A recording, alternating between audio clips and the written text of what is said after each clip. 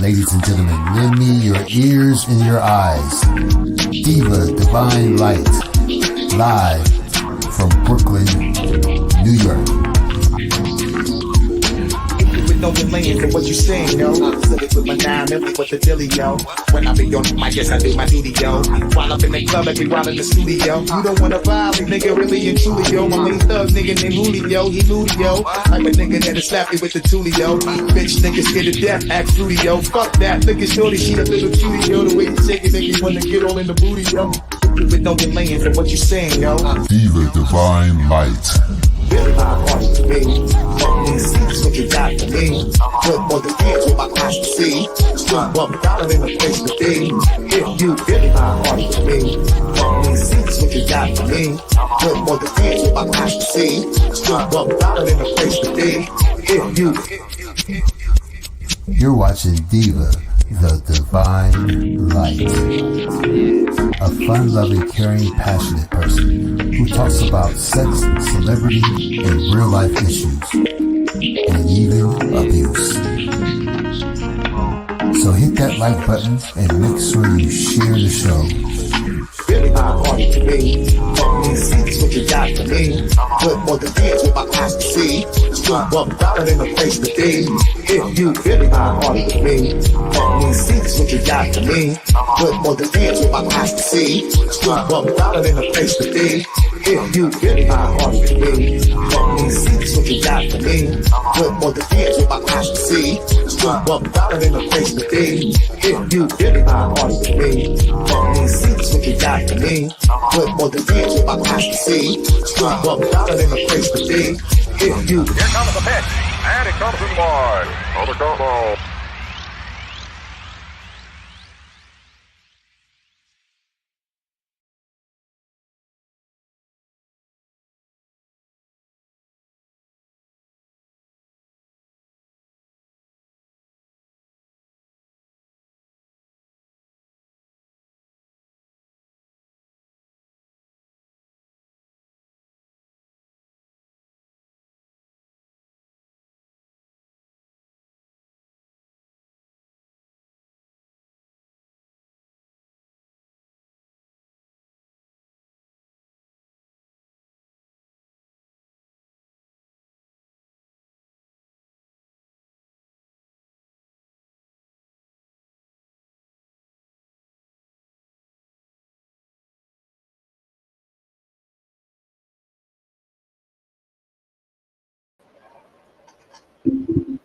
Yo, yo, yo, yo, yo. Good morning. Good morning. Good afternoon. Microphone check 1, 2. Do you guys hear me loud and clear? Give me a thumbs up in the chat, please. Thank you. Good morning, everyone. Good morning. Good morning. Good morning. So, we're going to look into Mr. Chuck Freeman, aka Charles Freeman's testimony. In a little while, you guys can go over to at Miss Love Zone's channel. He will be reading the full transcripts. Guys, please enjoy that. Make sure you like, share, and subscribe to the channel. Okay, please go check out Grown Little Boy. Check out his channel as well. Please check out Kel's Tears as well. And our sister The Truth. Please go check out those channels. Our sister LaKendra. Please go check out those channels. And if I forgot anybody, my apologies. I can't think of everyone right now.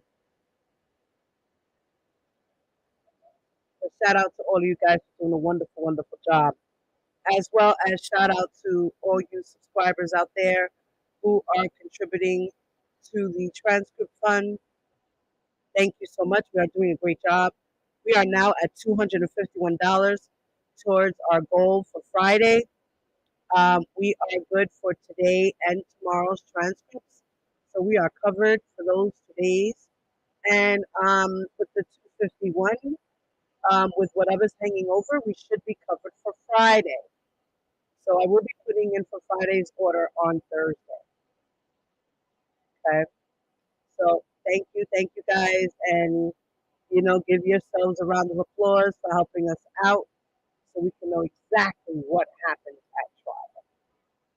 Because yes, we are getting stuff covered by the journalists who are at the trial doing their jobs, and they're doing a great job as well. But we want to know everything that went on, play by play, moment by moment, character by character.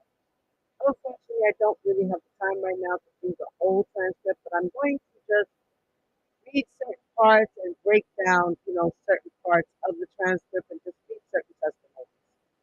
And on Atlas's channel, he will be doing the whole breakdown of the whole trial altogether. All right, and you guys for helping him out, his readers, he's doing a great job as well. Thank you guys for all your help. We appreciate it. That's what team work makes the dream work, right? Yes. So let me say good morning to Diva Time. Good morning, Diva Time. Congratulations for becoming a member to the Dev Davis. Congratulations. Hey, Felicia. Good morning. Good morning, Bella. Rania, I love you, Mama. Ubi, I love you too, baby. I love you guys. Hello, Kayla.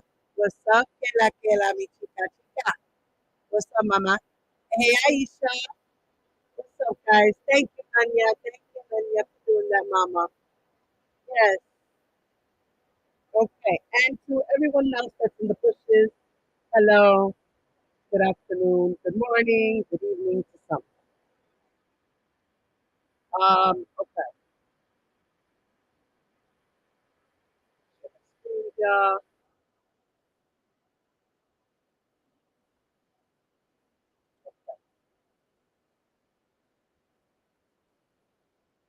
All right.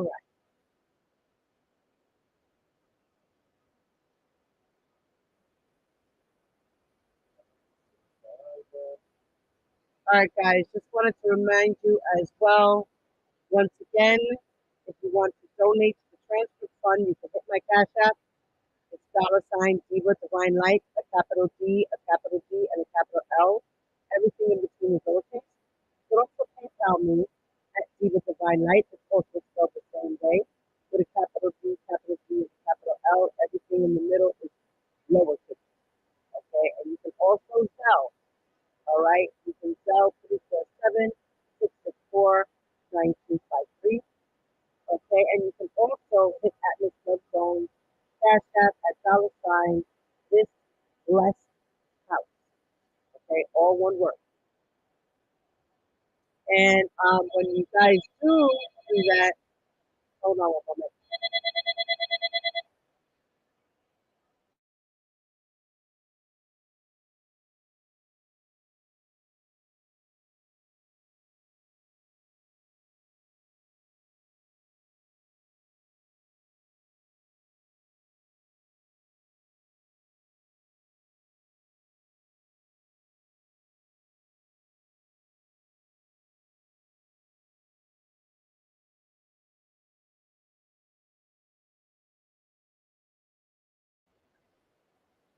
Okay. Let me know, guys, how do I sound? Let me know, how do I sound now? Do I sound better, y'all? I sound faded. Something's going on with this. I don't know.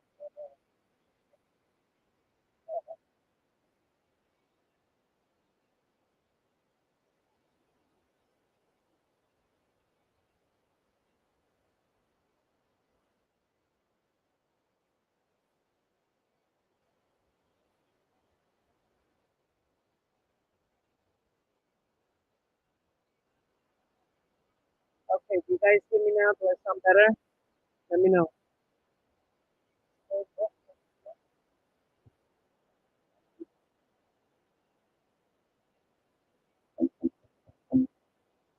Let's sound check. Can you hear me? Can you hear me? Does it sound better now? Does it sound good?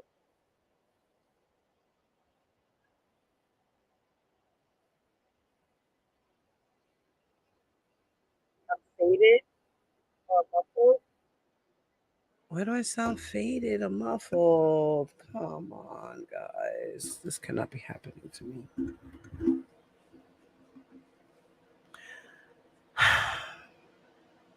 Now I sound like I'm underwater. Oh, hell no. Hold on, y'all. It's got to be my internet.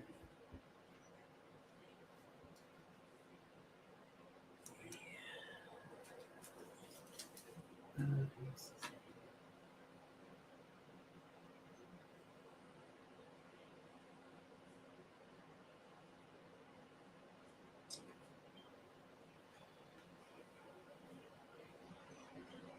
me 1 second, guys.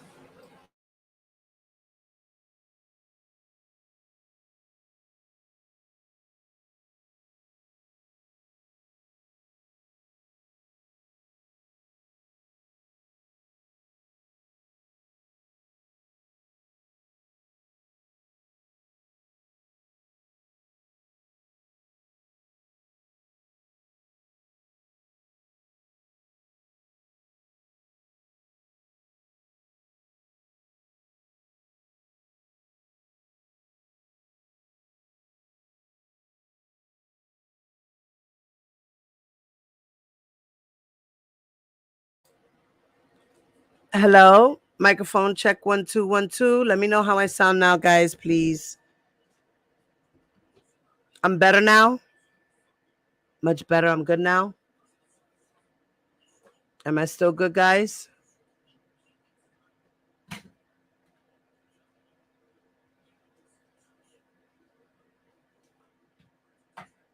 Okay, I'm still all right. I'm great. All right. Thank you, guys. Shit, I don't know what the hell. Ugh, I tell you.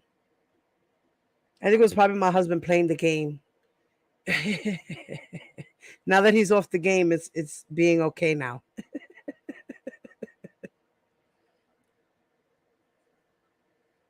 All right. And guys, another reminder, if you are contributing to the transcript fund and you would like a copy of a transcript, let me know the transcript you would like, and I will send it to you. Okay. Just make sure that you guys are contributing. If you're not contributing and you only contribute one time, you're going to get one time of a copy. That's it. If you continue and constantly contributing, I'll give you as many transcripts as you put in for. Okay. So, okay. All right. So let's get into Charles Freeman. Nanya, I know that you be busy, girl, but I'm going to drop the link for anyone who might have the time and want to just read the witnesses portion. All right. I'm going to drop the StreamYard link. I don't know what happened that the other day. It was supposed to be pinned to the chat and it never was. And I was wondering why that was happening. See, now it's taking me to, no. It's not letting me pin it for some reason. It's just having me. Why is it making me go to the StreamYard? Hold on. No. It's supposed to say pin. My phone's been acting up too. Guys, please make sure you hit that like button on your way in here, please. Thank you. Make sure I hit that algorithm, okay? Thank you very much. See, it's supposed to, no. I don't know why it's doing this to me. It's making me go to the StreamYard instead of letting me pin it. Let's see what it says. Pin message. Okay, is it going to let me pin it? See, it told me to pin. I pressed the pin, but it didn't pin it. All right, now it's saying message pinned. Okay. All right. As I said, if anybody wants to come in and help me out with the reading, that would be more than awesome. If not, I will do it on my own. No big deal. Okay, so today for the transcript, the day of is August 23rd, 2022. And this is direct examination by the government, the U.S., the UASA, something like that, the United States Attorney, Miss Apenteg, who will be questioning Charles Freeman. Charles Freeman is part of the conspiracy part of the whole R. Kelly case. Charles Freeman, I believe, was individual B or C, one of those two. I don't remember exactly which individual he is in the indictment. So let's get to it. Good morning, T-Bam. Good morning, everyone who just walked into the building, rocking with the truth. Good morning. Good morning. Good morning, Smooth V. What's up, Mama? Good morning, Aisha. Okay. Lesme. Good morning, Mama. Okay. Good morning to everyone who just jumped in.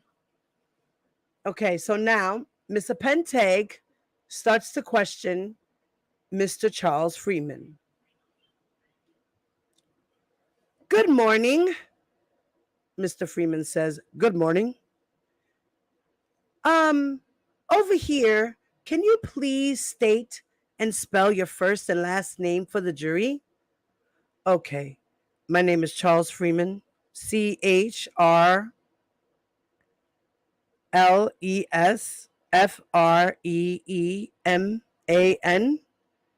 If you could move closer to the mic.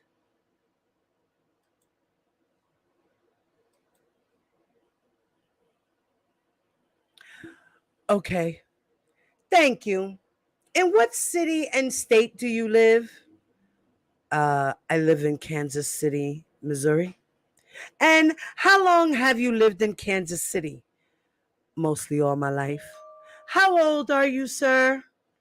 I'm 52 years old. Are you currently employed? Yes, ma'am.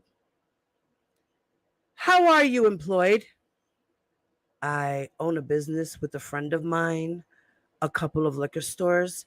I own my own company, C. Freeman Homes, which has houses, and I also have a music company. What are some other jobs that you've held? Merchandising for different acts, record labels, So Def, Airster. Can you explain what's merchandising?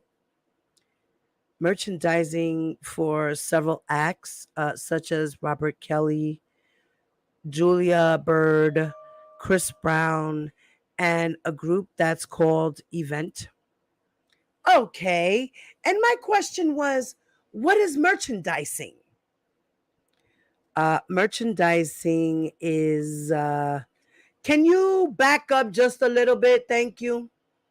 Can you hear me now? Okay. We can hear you. Merchandising is t-shirts, lighted roses, picture books, hats, paraphernalia that artists have to sell while they're performing on tour. So, directing your attention to 1991. Yes. What were you doing for work then? Me and my friend Robert Howard had a company called 2 or 5 where we take pictures at nightclubs. And my cousin ended up owning a promoting company to do concerts. So we used to subcontract with him to do acts if they go on tour and perform. And as part of that work, did you come into contact with a person named Robert Kelly? As part of that work, did you come into contact with a person named Robert Kelly? I'm sorry. I lost my way. Yes, I did. Mr. Pentag says, and she asks the question. And how was it that you had occasion to come in contact with Robert Kelly? The company I worked for, Twin A and Ragtime, had did a tour called the Private Line Tour with Gerald Levert and Robert Kelly, and Public Announcement was an act that was on the tour. I end up meeting Rob one day on the basketball court because he likes to play basketball before he tours. So I played with Gerald Levert's team, and he had his own team, and we played basketball.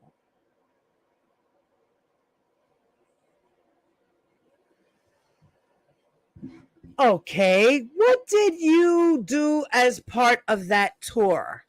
What was your function, purpose of being there? Tour merchandising. Okay, and how many cities did that tour go to? I can't recall because it's been so long. About 20 to 25 cities. And were you on the tour from beginning to end? Yes, I was. Other than playing basketball with Mr. Kelly during this tour, did you have any other interactions with him during that tour? Yes, I did. We really became cool and friends one time on a tour because I had a jacket on that a lady named Barbara Bates from here, from Chicago, had made. And it was the same jacket that Robert Kelly had had made, I guess, for a video. So one of his brothers see me with the jacket on and accused me of stealing Robert's jacket. And Robert came to me on the tour bus and asked me, did I steal his jacket? And I said no. I had Barbara Bates make me this jacket. I paid $3,500 for this jacket. And from that day on, he looked at I guess he looked at me, he looked at the size because he's a little bigger than me, and he realized that wasn't his jacket. So okay. So we had a friendship from that day on. Okay, directing your attention to 1993 and 1994. Yes. Did you have a professional relationship with Mr. Kelly? Yes, I did. What was that professional relationship? After Robert Kelly left public announcement, he became solo and he was just Robert Kelly, R. Kelly. And I had, since we had a relationship, I had called down to Chicago to talk to Barry Hankerson, which was his manager at the time, and asked him, could we do his merchandise? And he said, come down and holler at me because it's not up to me, it's up to Robert. And so I came down from Chicago. I mean, I came down from Kansas City here to Chicago, and I met Robert Kelly in Chicago Tracks studio. It was downtown here somewhere. Okay, and so we are talking about 1993 and 1994. Uh-huh. Did you do another tour where you had occasion to work with Mr. Kelly professionally? Yes, it was the 12 play tour. And did you go out on that tour? Yes, I did. After that tour ended in 1996, we're moving forward in time. Okay. Did you have any other occasions to speak to Mr. Kelly professionally? Yes, I did. In 1996, Robert Kelly, I think, going back, it was the Mr. Biggs tour, and I had asked Mr. Kelly, could I get on it? He said no, but then months later, while I was doing another tour, he had signed a group called Talent, which was from Kansas City, which are friends of mine that I went to church with. Who are the members of Talent? Uh, Marlon Hatcher, Ernest Dixon, Earl Dixon, and Keith Murrow.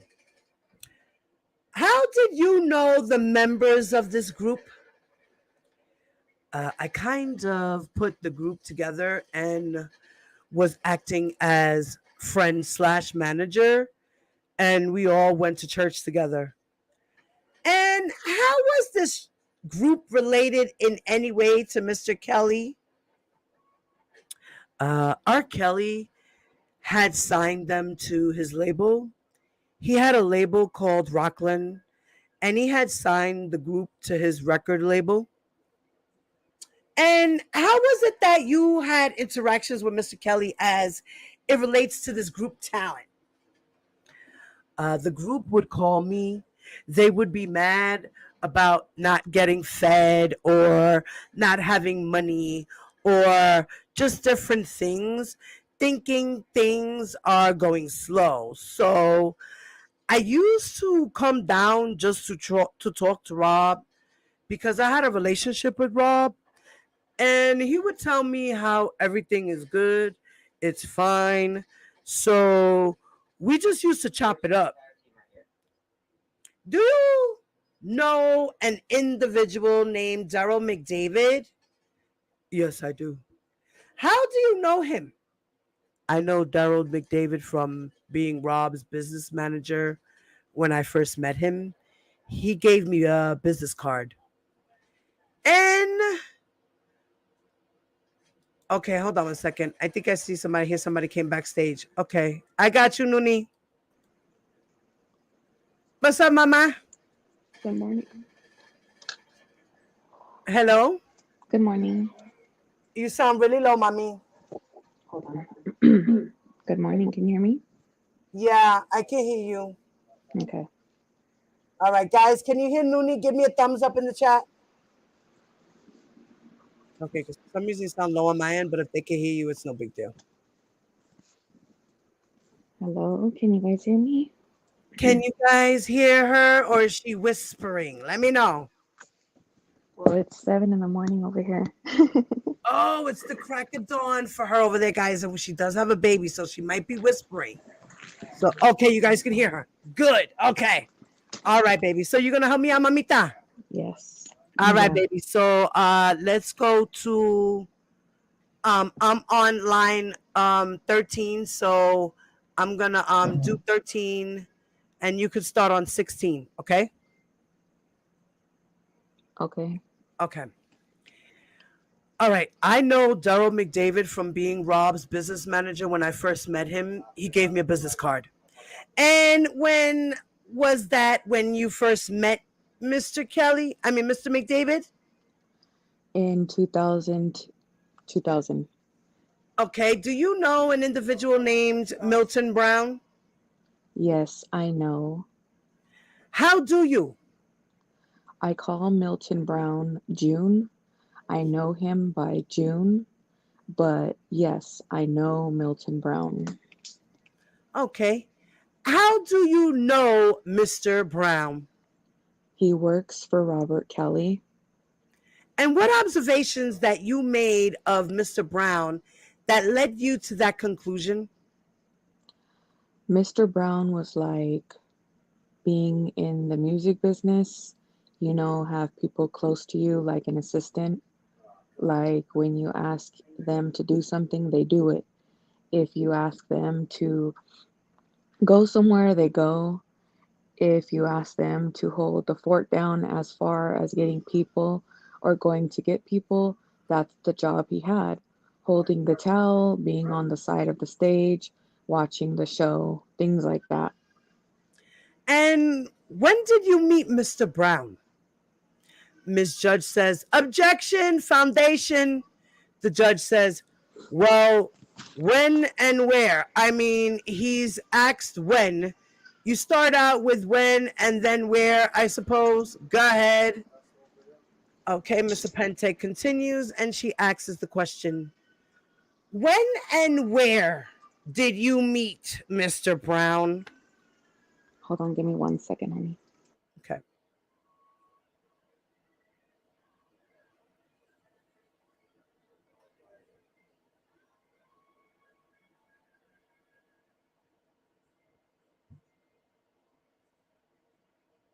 All right. While she's doing that, I'm going to continue.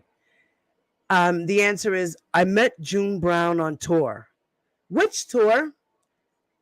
I can't remember which tour. It was either the 12 play tour or the Mr. Biggs tour.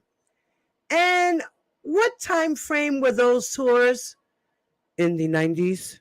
Miss Bonjean says, objection. Can we get a little more foundation than in the 90s? That's an entire decade. The witness says, between 1993 and 1996. Mr. Pentake says, okay, before we go further in your testimony, let's discuss any agreements that you have with the government about your testimony. Okay. You're testifying today pursuant to a grant of immunity. Is that correct? Yes, I am.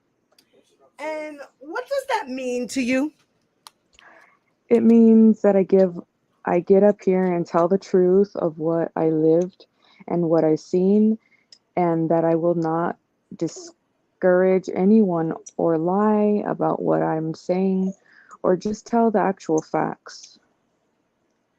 And if you are not truthful, what is your understanding of what could happen to you?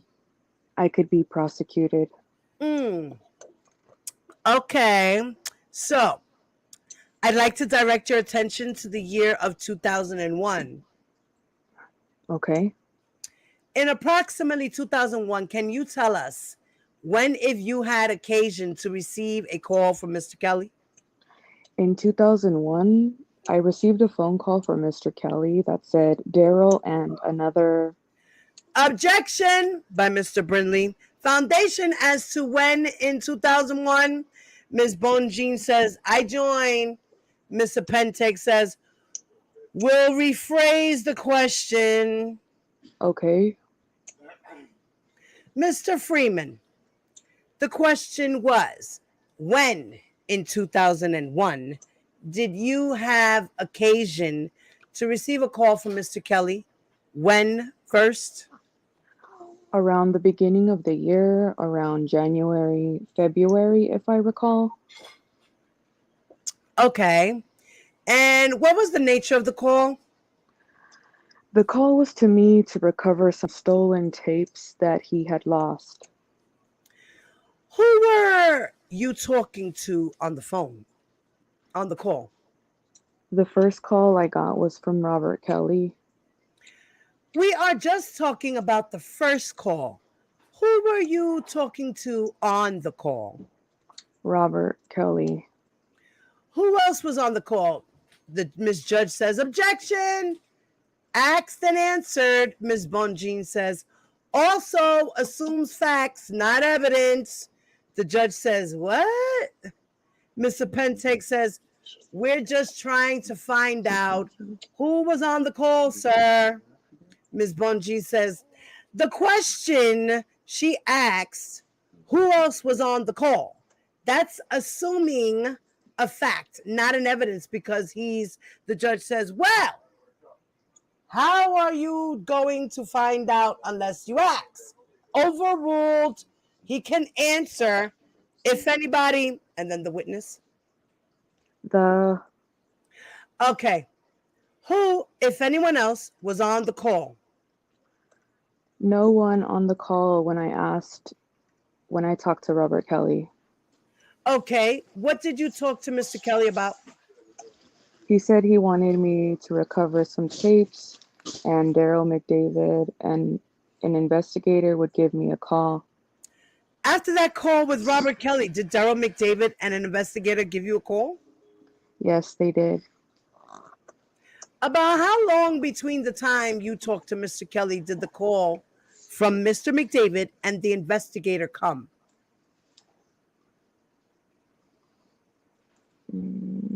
We're on number 12. Okay. About a couple of days. And who was speaking during that telephone call? Daryl McDavid and a guy named Jack Palladino. And during that telephone call, what did Mr. McDavid say? Daryl McDavid said that they wanted me to recover some tapes, that they had information that has been stolen, and will I be willing to recover them? During the call, what did Jack Palladino say? Jack Palladino said that he would offer me a reward to recover the tapes that were stolen from Mr. Kelly. Did you know at the time during that conversation who Jack Palladino was? No, I didn't. What, if anything, did Daryl McDavid say about what was on the tapes? Daryl said that it was a performance tape that they really needed to recover, and if I was willing to recover the tape, they would take care of me. Them was his exact words. And what, if anything, did Mr. Palladino say about the tape? Mr. Palladino on the call said that they would be coming to Kansas City to meet with me so we can discuss further arrangements for me recovering the tape. Did either Jack Palladino or Daryl McDavid describe what was on the tape? Yes, they did later on, but not. During this phone call? No, they did not. Now, you said that your testimony was that Jack Palladino said that he was going to meet with you? Yes. And did that meeting happen? Yes, it did. About how long between the conversation did that meeting occur? Within a week. Where did that meeting occur?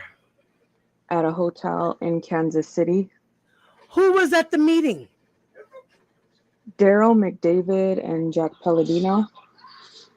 Do you recall the name of the hotel? Hold on, let me turn down the TV. Say it again, mommy.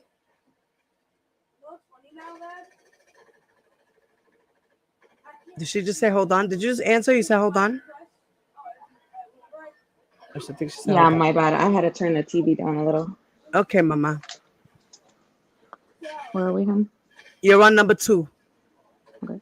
No, but I remember the hotel being near the plaza in Kansas City. What time of the day was the meeting?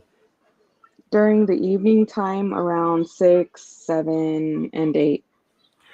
How did you know to meet at that hotel? Once they got in town, they said they would give me a call and the location.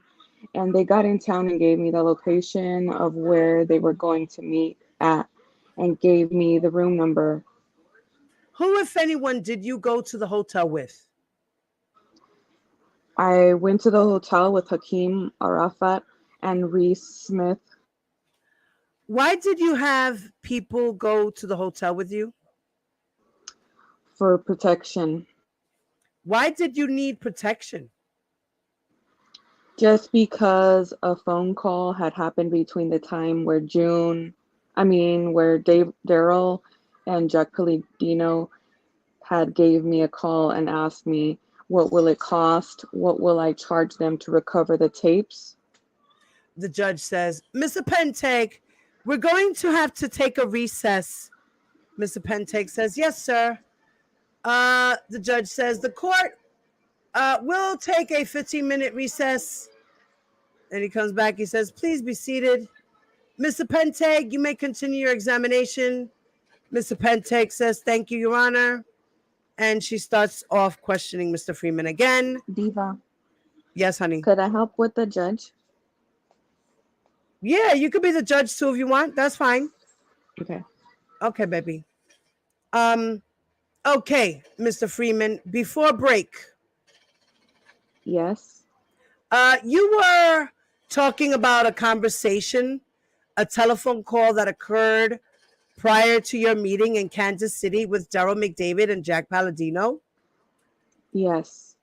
And your testimony right before we cut was, and you can correct me if I'm wrong, is what I was going to charge to recover the tapes. That's the last I heard. Yes, we had a phone call before they came to Kansas City, and Jack Palladino and Daryl was on the phone. They asked me what I would charge to recover the stolen tapes, and I just threw a number. I said $1 million. Okay, and who was on the phone call? Daryl McDavid and Jack Palladino. And who said, which of the two said, how much would they charge you to do this? Daryl McDavid. Okay, and so we were talking about the meeting in Kansas City. Yes. Now, when you had mentioned that telephone conversation because my question to you was who, why did you bring what you termed as protection to the hotel? During that last second conversation that I had with Daryl and Jack Palladino, I looked to see who Jack Palladino was, and I did a background check just looking on the internet. So I didn't trust anything just from his background of dealing that he had in the past. So, when you got to the hotel, what type of room were you in? We were in like a mini suite. Okay, who was in the room when you entered the room? Jack Palladino, Daryl McDavid, me, Hakeem, and Reese. And who are Hakeem and Reese? They're friends of mine. Can you describe the size of the room in comparison to what you see here in the courtroom today? Okay, a regular room has a bed, a couch, and maybe a little sofa. The room was extended. It had a bed, a larger room than a regular room in a hotel, like with a mini bar, a little mini sink or whatever, and then it had a bedroom. If you can recall, when you entered the room, where were Jack Palladino and Daryl McDavid? Jack Palladino was sitting on a little table with some chairs, and Daryl was sitting on a couch. And was that couch and the table and chairs in the same room? Yes, it was. How did the conversation begin? I said, fellas, we're here. How are we going to get this done? And Jack Palladino instantly said, well, first of all, we're not playing with you we're not paying you $1 million. And Daryl came off and like, yeah, we need you to recover these tapes and we're going to make sure you're taken care of. So we got to arguing about the money, and that's when Okay. Daryl, So you said you got to arguing about the money. yes, What was your reason to them, excuse me, not them, Jack Palladino, saying, we're not going to pay you $1 million? I said, well, I'm not going to recover the tapes. Did the meeting conclude after that? We got into a little shouting match. They threatened me, I threatened them, so we left.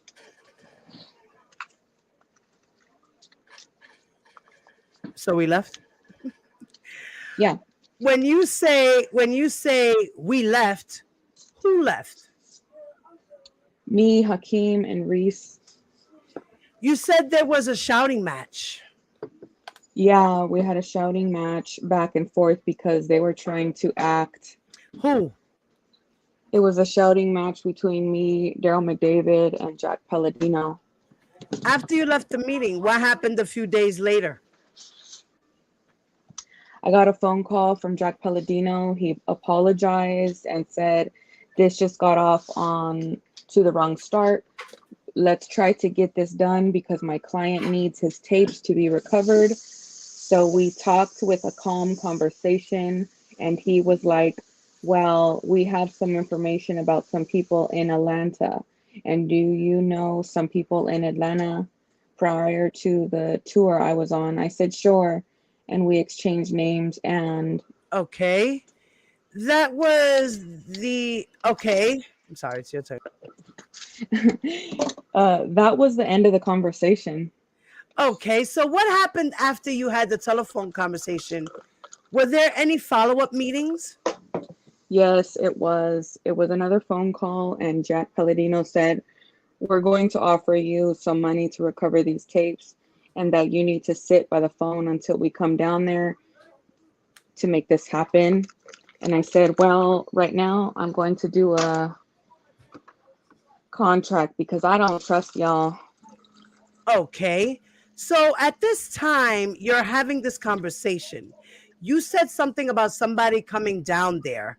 Where were you when you were having this conversation? I was at my house. We were on the phone. Okay, and your house is in what city? My house at the time was in Grandview, Missouri, Is that Kansas City, Missouri, by South Kansas City. okay? So then, after the conversation in the hotel where things got heated, did you meet with these two individuals again, Daryl McDavid and Jack Palladino? Yes, I did. Where? At a hotel. And about how, what was the time frame between the meeting that we were just talking about and this second meeting that you are about to discuss? Probably about, I'm going to say 3 or 4 days. Where was the meeting? On the plaza again. Who, if anyone, went with you to this meeting? Reese and Hakeem. Who was at this meeting? Jack Palladino and Daryl McDavid. Okay. And where was the meeting? What type of room? It was just a regular hotel room. We met, and that's when I gave them the contract that I wanted them to sign.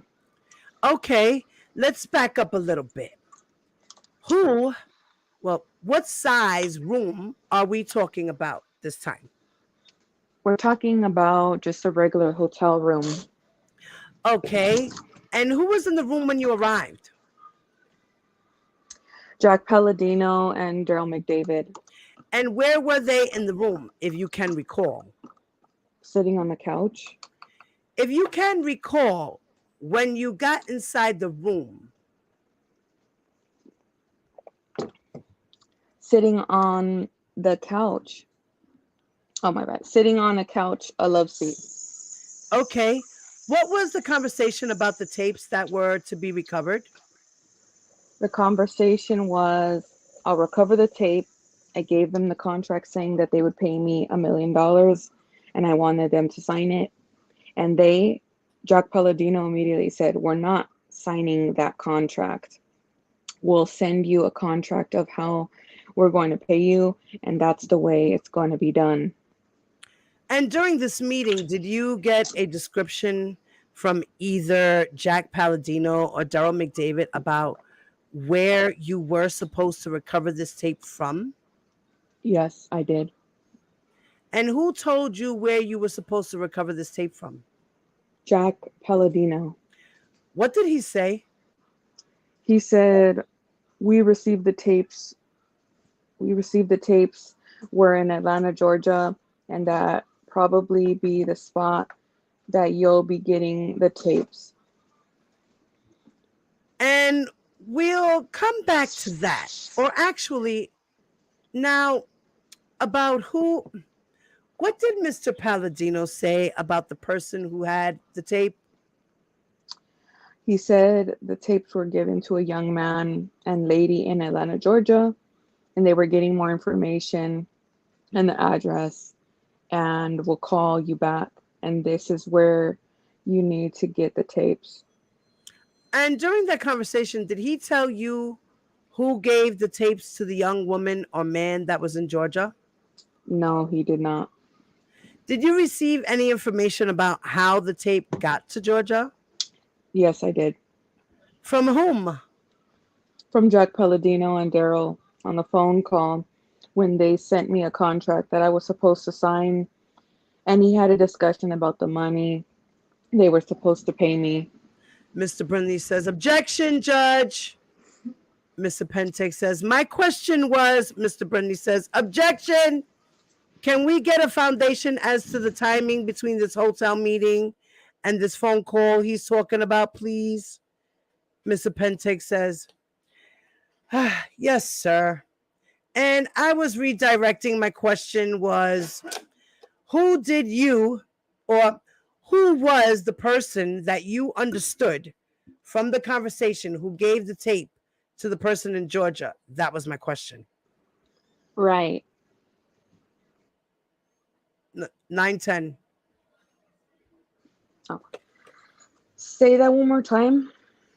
Who during your conversations you said you learned who gave the tape to the person in Georgia? Right. And I said, who was that person? Who gave the tape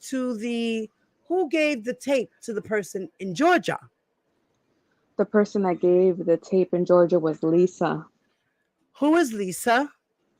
Lisa Van Allen, an ex-girlfriend of Art Robert Kelly, to my understanding. Mr. Brindley says, objection, Judge. Can we get foundation as to where he garnered that information? Ms. Bonjean says, and when? The witness says, I Mr. Pentek says, stop. Let the judge rule on the objection, and then we'll go forward. Go ahead, well, they need more information. They want additional information, so just supply it, and there won't be an objection. Okay, and who did you get the information from and when? I got the information from the phone call of signing a new contract from Daryl McDavid and Jack Palladino that Lisa Van Allen had some tapes and had gave it to the individual where they wanted me to go. Okay, Miss Bonjean says, objection. There still was no when in there. Mr. Brindley says, yes. When was that in comparison to this hotel meeting they're talking about? All right, can you supply that again? But I think it's in there somewhere. But go ahead and ask again.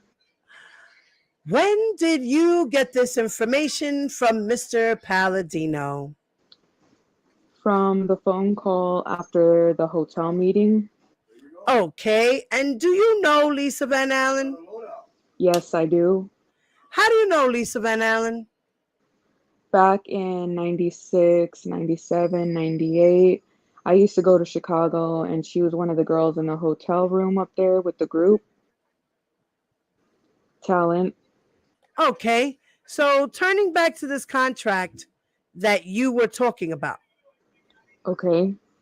Okay, you first said that you presented... A contract to Jack Palladino and Daryl McDavid. Okay, and where did that take place?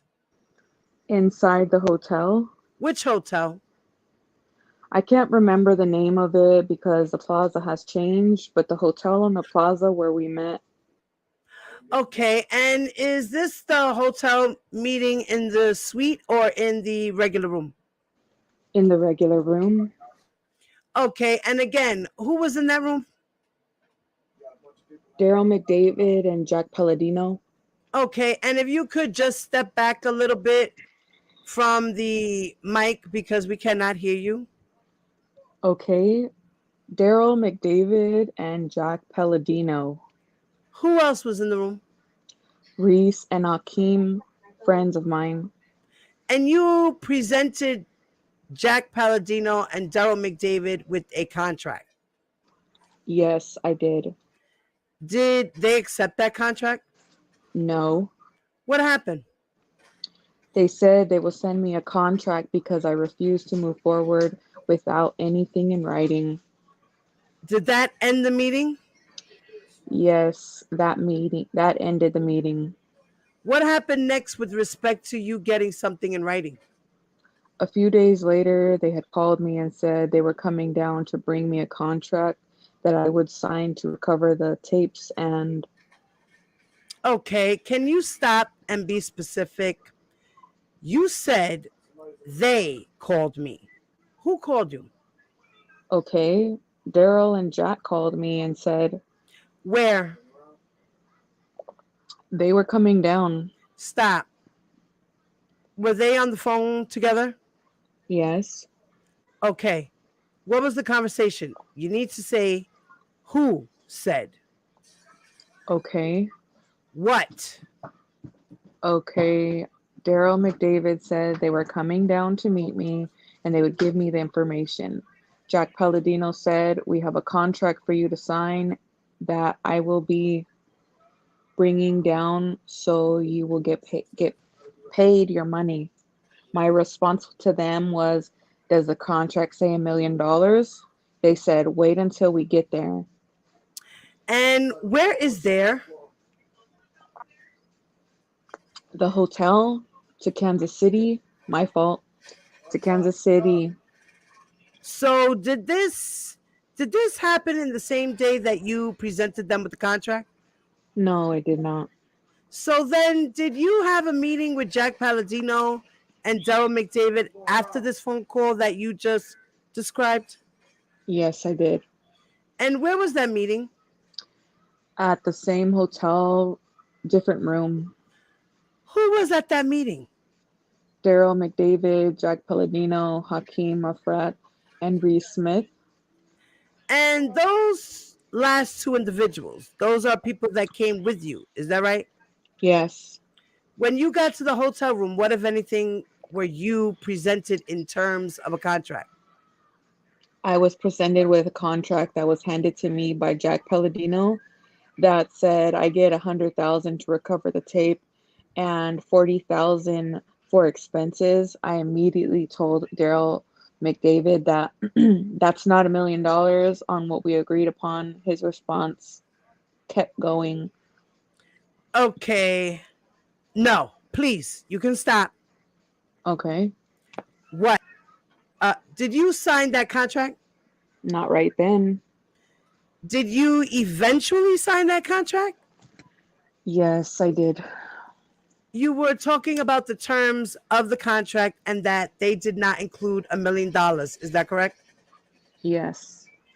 Why did you sign the contract if it wasn't for $1 million? Prior to me signing the contract, Daryl McDavid said, we're going to pay you the $1 million, but how do we know what you recovered is what we're wanting because we need originals and make sure this is the actual evidence tapes that you recovered. So what we're going to do is we're going to pay you the money. Plus, it would look bad if we give you $1 million for a tape, and it's not the tape we want. Okay, and so you said you did sign this contract. Yes, I did. Ms. Bonjean says, objection, foundation as to when. Yes. When? Mr. Brindley says, yes, agreed. Mr. Pente continues, you said you signed the contract in that room. Is that right?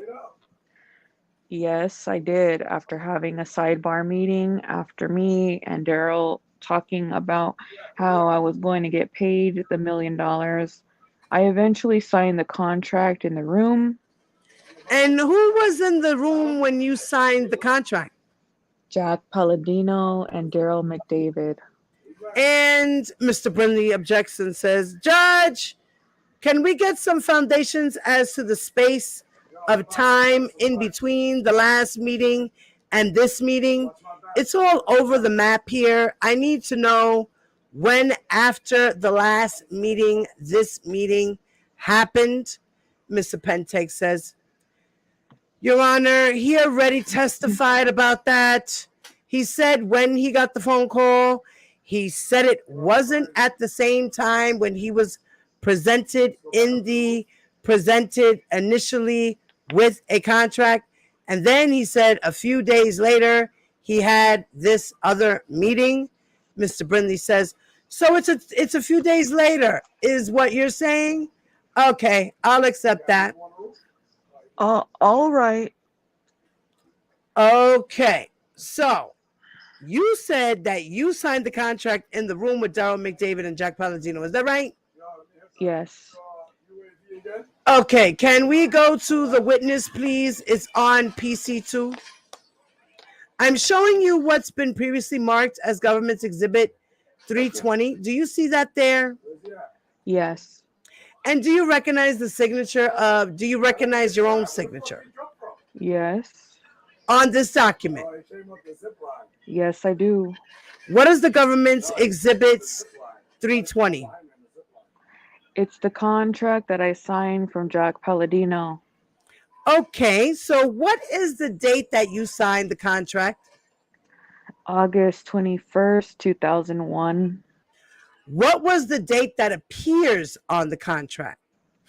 8-21-00.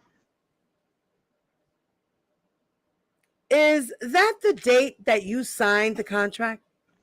No, I didn't. What is the date that you signed the contract?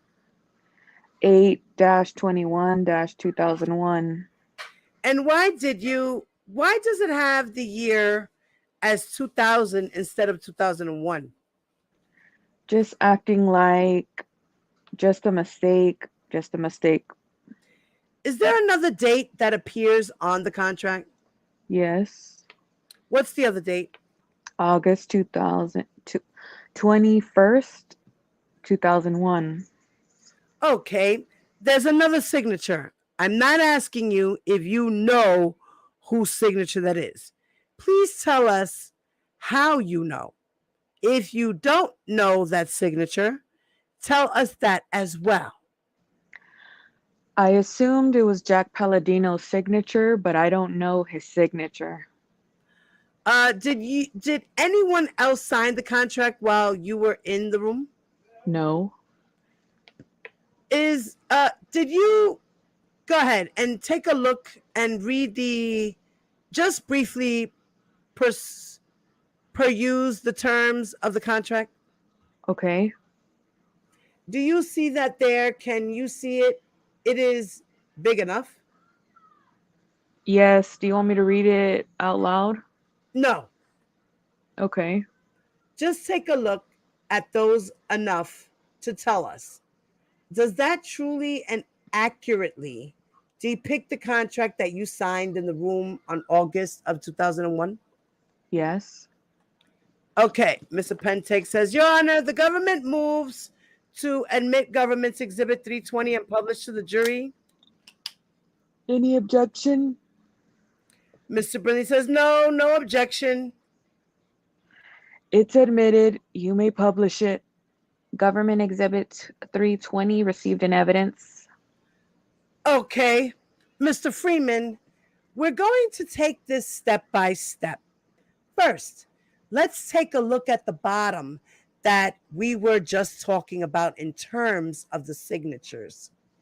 Is that your signature that appears on the bottom on the screen there? Yes. And that's the date that you had you testified that should be 8/21/2001, correct? Yes. All right. What's the title of the document? Agreement for reward and expenses.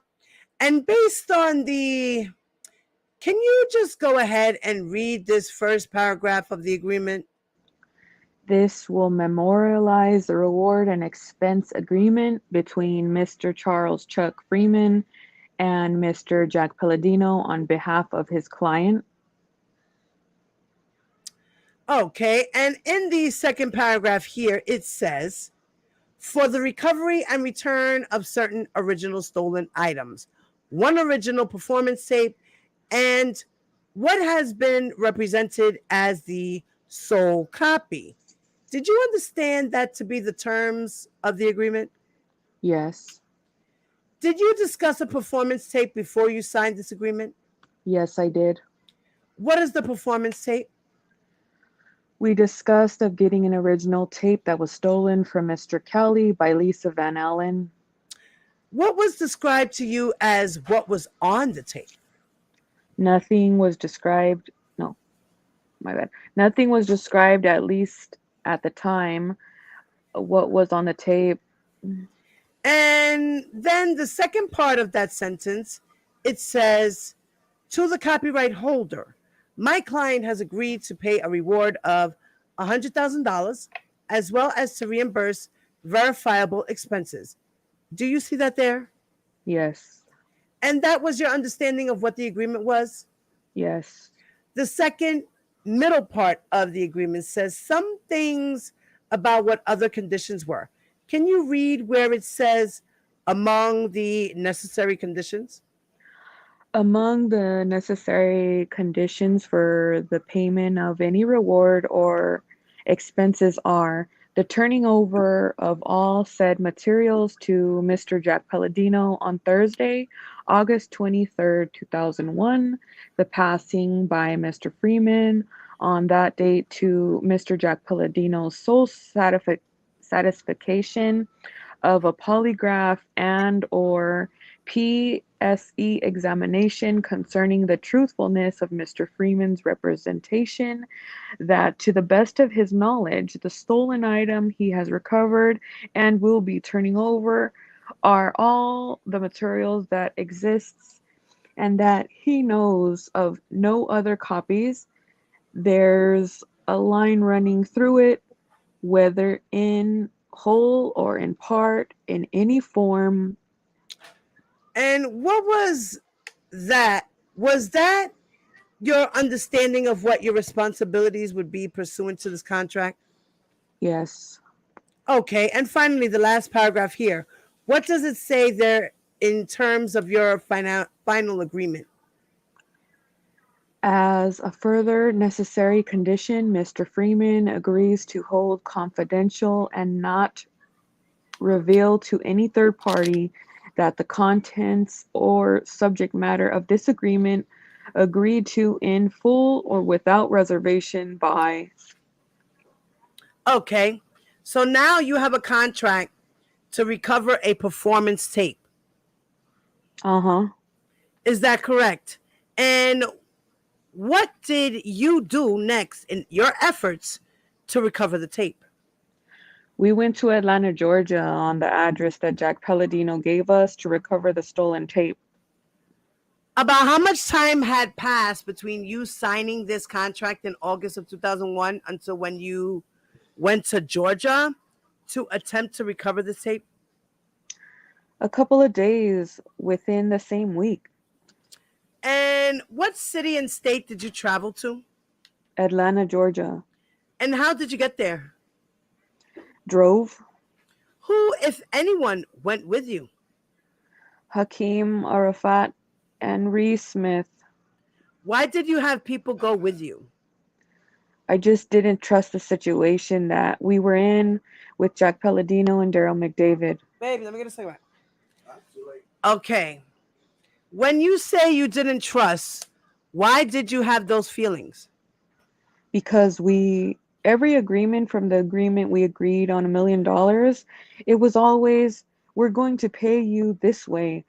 We're going to pay you that way. It was always argument and like they wasn't keeping their word. I just didn't trust it at all first. So when you got to the address, was it in Atlanta proper? No, it was outside Atlanta in the city called, I think either Dallas, Georgia, somewhere. It's still in Atlanta. It's like a city inside a city where the address was. Had you ever been to that address before? No, I haven't. And what was at the address? What type of building? It was a house. What happened when you got to the house? We drove Outside by. the house, what happened? We drove by, looked at the house, drove back, looked at the house again, then we parked. We got out of the car. Reese and Hakeem went and stood like in the little driveway, and I went and knocked on the door. Okay. And so you mentioned earlier, or you testified earlier, that you got this address from Jack Palladino. Yes.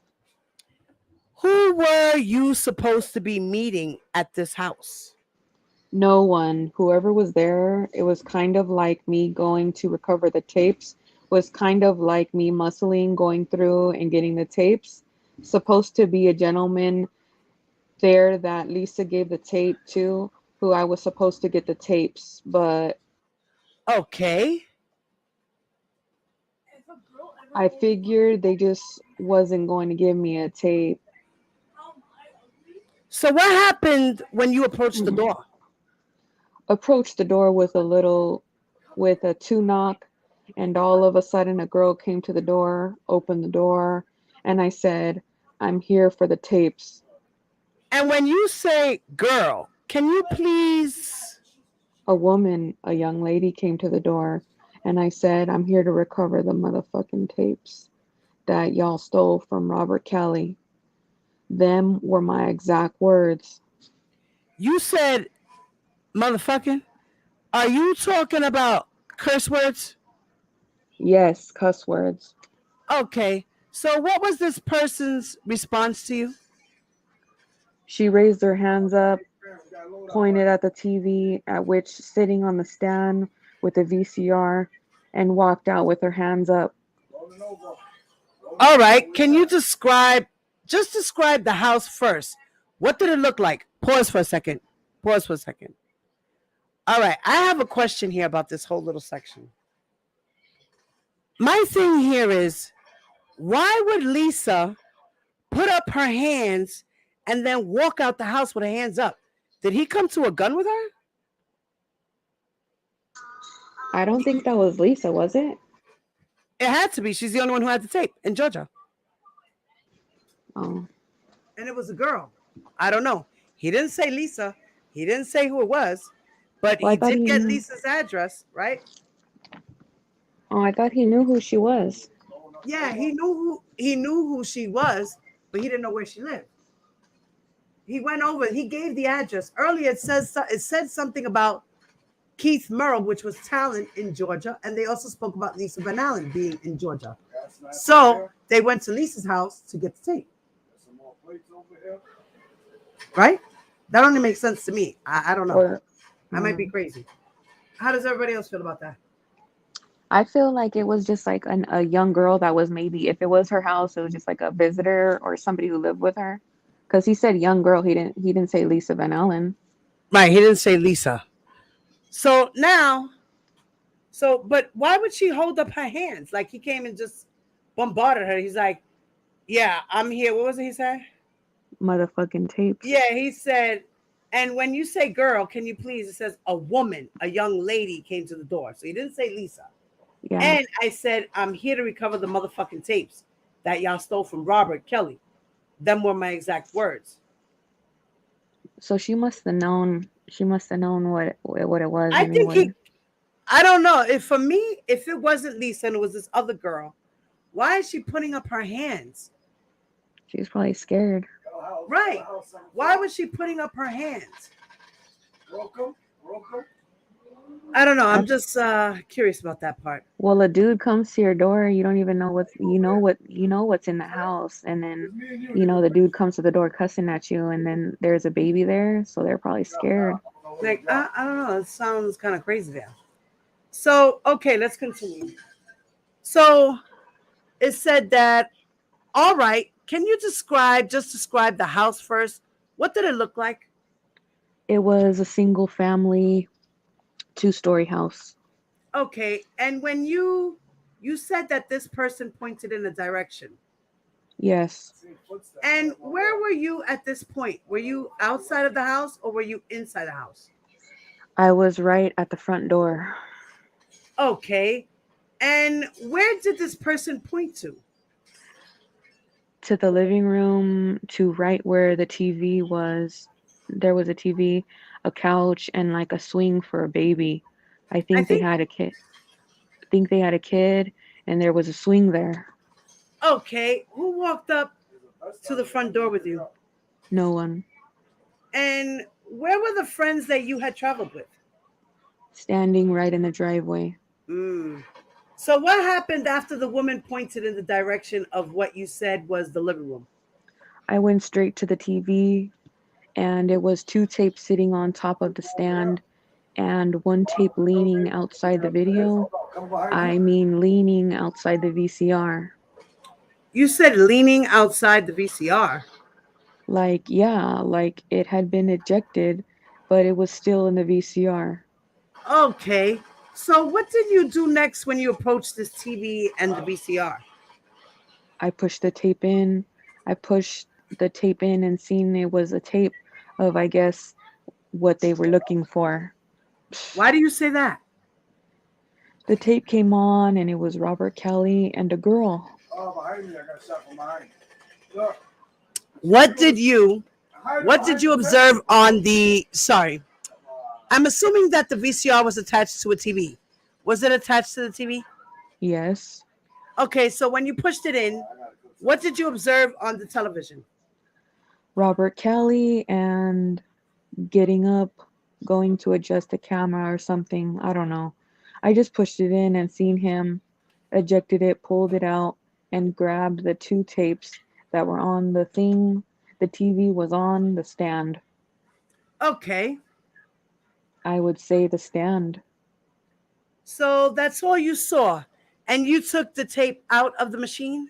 Yes, How many tapes did you leave that house with? 3.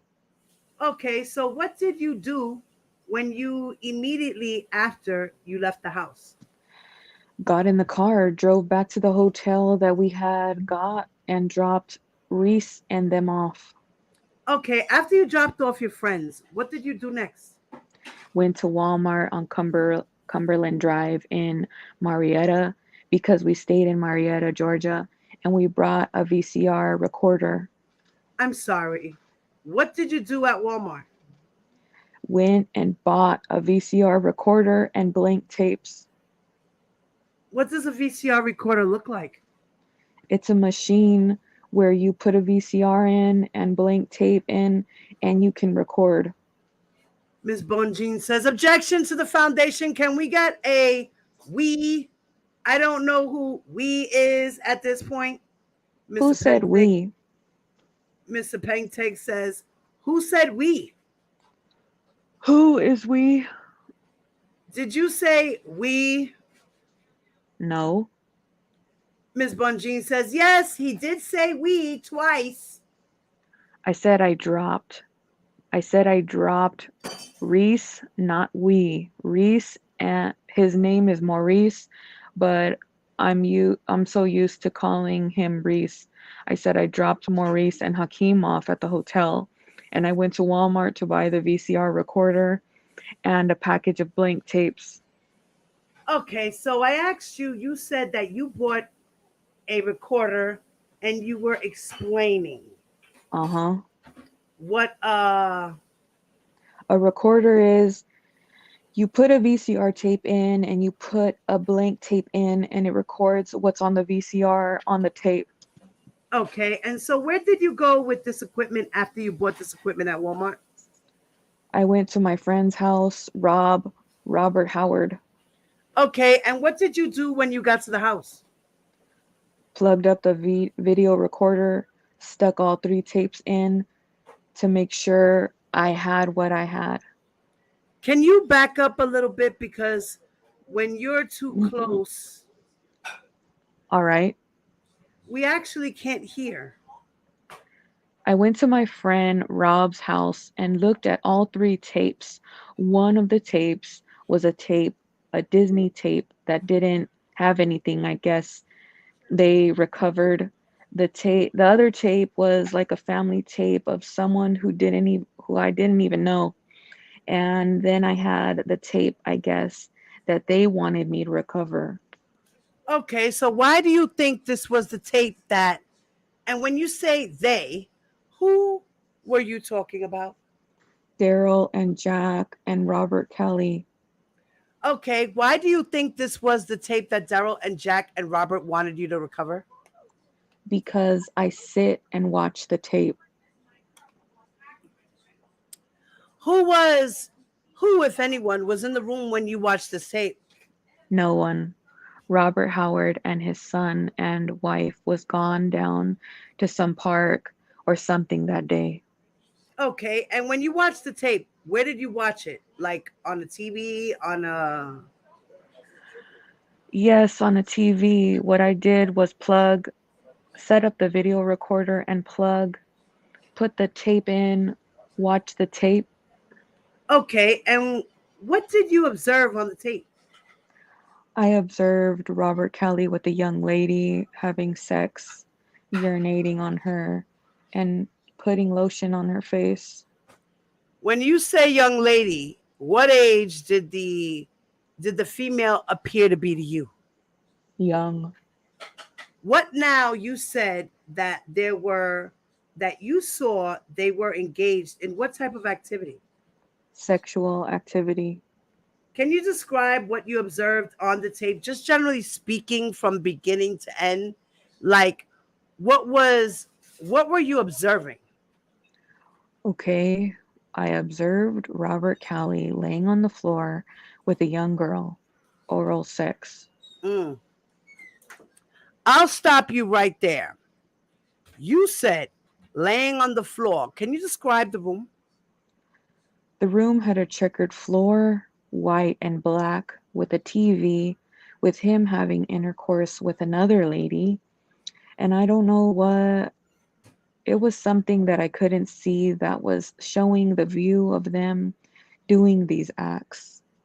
Okay. And what else can you keep going because I stopped you? Okay, what I observed was Robert Kelly on the floor having oral sex and committing sexual acts with a young lady. During that time, Mr. Kelly had urinated on the girl, and the tape went on as during them having sex. It switched to a scene inside a bedroom with, Okay. I'll stop you there. You said it switched. What was the space or the distance between this checkered room floor, and the bedroom? probably 2 seconds, Okay. that it switched about 2 seconds, a second. It switched to a bedroom where Robert Kelly was engaging in sexual acts, but then he put lotion on her face and during the sex act. Okay, so you're describing two different sex scenes. Yes. Was that it that was on the tape? Another any other sex scenes? No, just the urinating, the oral sex, and having sex. Okay. You described two different sex scenes based on your observations. Was it the same young lady as you said in the first scene as the second scene? Oh, yes, it was. Was there sound on the video? Yes, it was. What, if anything, did you hear that you can recall today? Robert giving the young lady orders to perform the acts that she was performing. She also said, Daddy, my hair is messing up. I had to go to school tomorrow. Then Robert was giving her commands. What do you want me to do to this 14-year-old pussy? And she was like, Daddy, suck this 14-year-old pussy. And he And was, oh, I'm sorry. and he was just giving her more commands. He was just telling, yeah, Daddy, you want to suck this 14-year-old pussy? He was like, yeah, yeah. Just sexual acts of them talking back and forth. Fucking nasty. Oh My God. my God. Oh, Jesus Christ.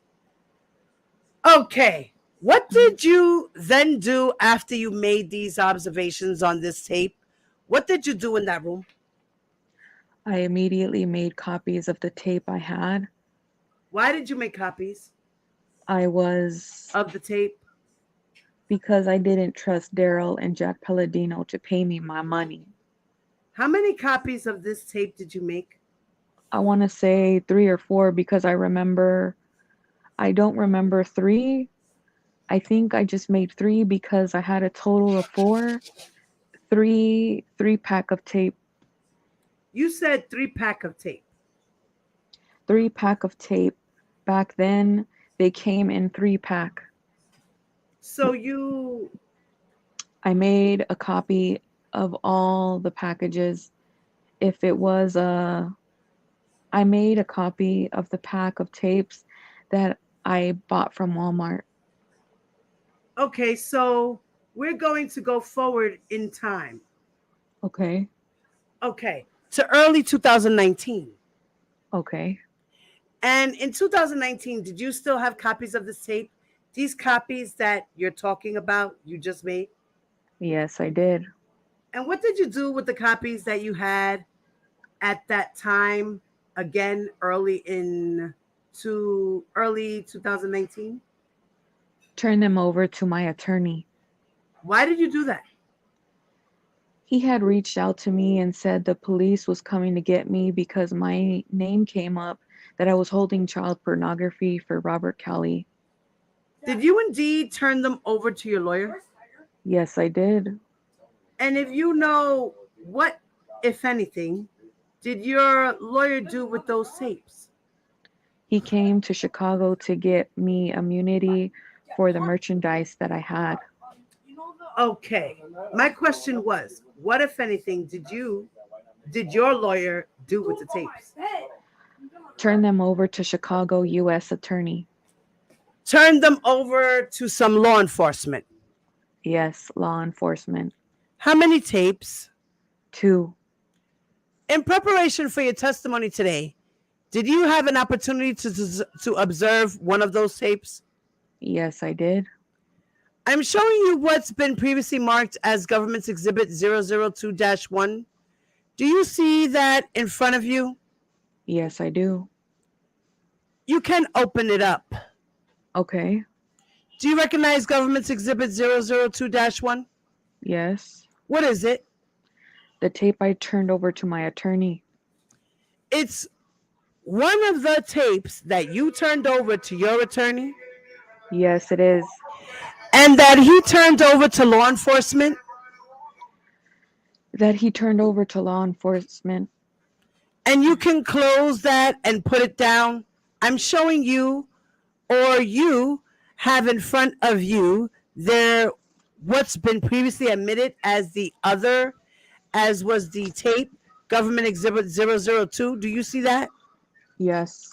Do you recognize what Government's Exhibit 002 is? Yes. How is it that you recognize it?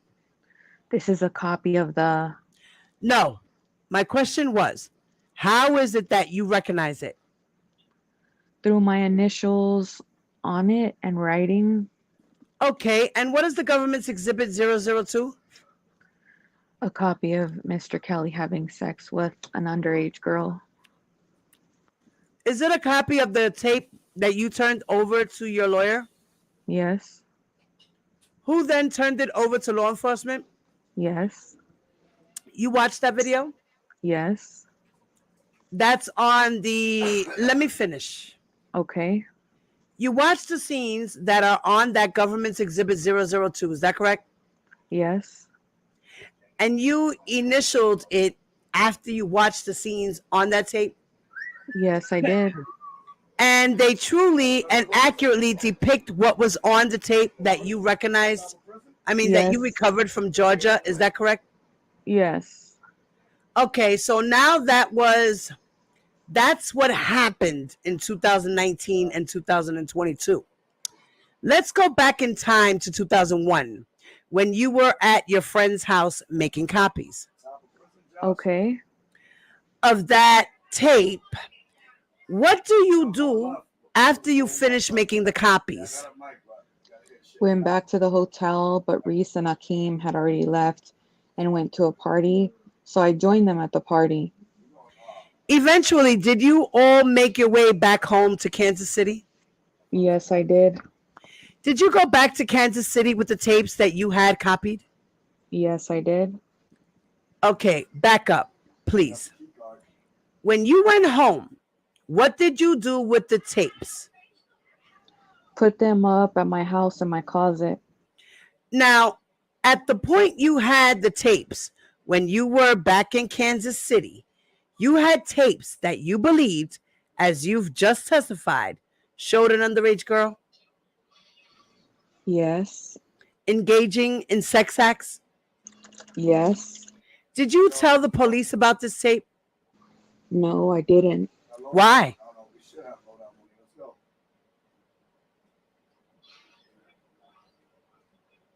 Looney?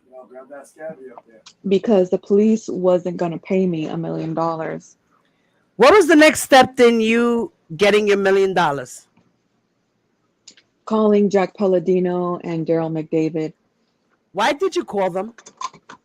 Because the agreement that we had that I would get $1 million for recovering the stolen tapes that I went to recover. So, who exactly did you call? Did you call Daryl? Jack Palladino or did you call Daryl McDavid? I called Daryl McDavid. Okay, and this was again, you said after you returned from Georgia? Yes. About how? The next day we left and came back. Okay, and the phone call happened when? The next day when we got back. Okay, and so again, this is all on the heels of you signing the August 2001 contract, correct? Yes. Okay, so where did you meet up? Who did you meet up with when you got back? I called Daryl McDavid and they said they'll be to Kansas City and they'll call me when they get there, which is like a day or two later.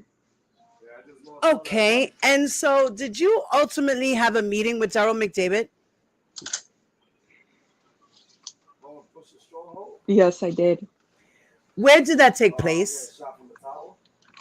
The meeting took place at the Intercontinental on the plaza. And how did you know to go to the Intercontinental on the plaza? I had got full instructions from Daryl and Jack Palladino. Before you went to the hotel, where did you put the tapes? Left 3 tapes in my closet and took one with me. Who, if anyone, went to the hotel with you? Jamar. Why did Jamar go to the hotel with you? Just for backup muscle. When you got to the hotel, where did you go inside? Where did you go at the hotel? Daryl met us in the lobby and took us down to the conference room. And you said down to a conference room. Where was it? The conference room had a long table in it. No, Chairs 19. Oh my God. Down on level 1, 1 level down. Okay, can you describe the conference room in relation to this room? How big was it? The conference room had a long table in it, chairs on both sides. It had a TV set up with a VCR. Okay, when you got to the room, who was in the room? Daryl McDavid and Jack Palladino. And if you recall, backing up, you were also in the room as well? With Jamar, me and Jamar was in the room. Okay. Where were Mr. McDavid and Mr. Palladino situated in the room? Sitting in the middle of the table, and they asked me and Jamar to sit down on the other side of the table. Was there anyone else in that room? No. What happened when you got into the room? Jack Palladino asked me, did I recover what I said I recovered? I said, yes, I did. And they said, well, we need to see it. But before we do that, we need to see some IDs, basically telling Jamar they need to see his ID. And okay. After the comments from Mr. Palladino about seeing IDs, did you show your ID? Yeah, we showed IDs and they said, and then I said, we need to see y'all's IDs. and everyone showed their ID. Let me see your ID. Well, let me see your ID. Let me see your ID. Let me see your ID. We all get to see our IDs. Okay, so what happened after you all showed each other your IDs? They 22, mama. said they said, let us see what you recovered. They said, let us see what we recovered, and we'll get to the business at hand. So Okay.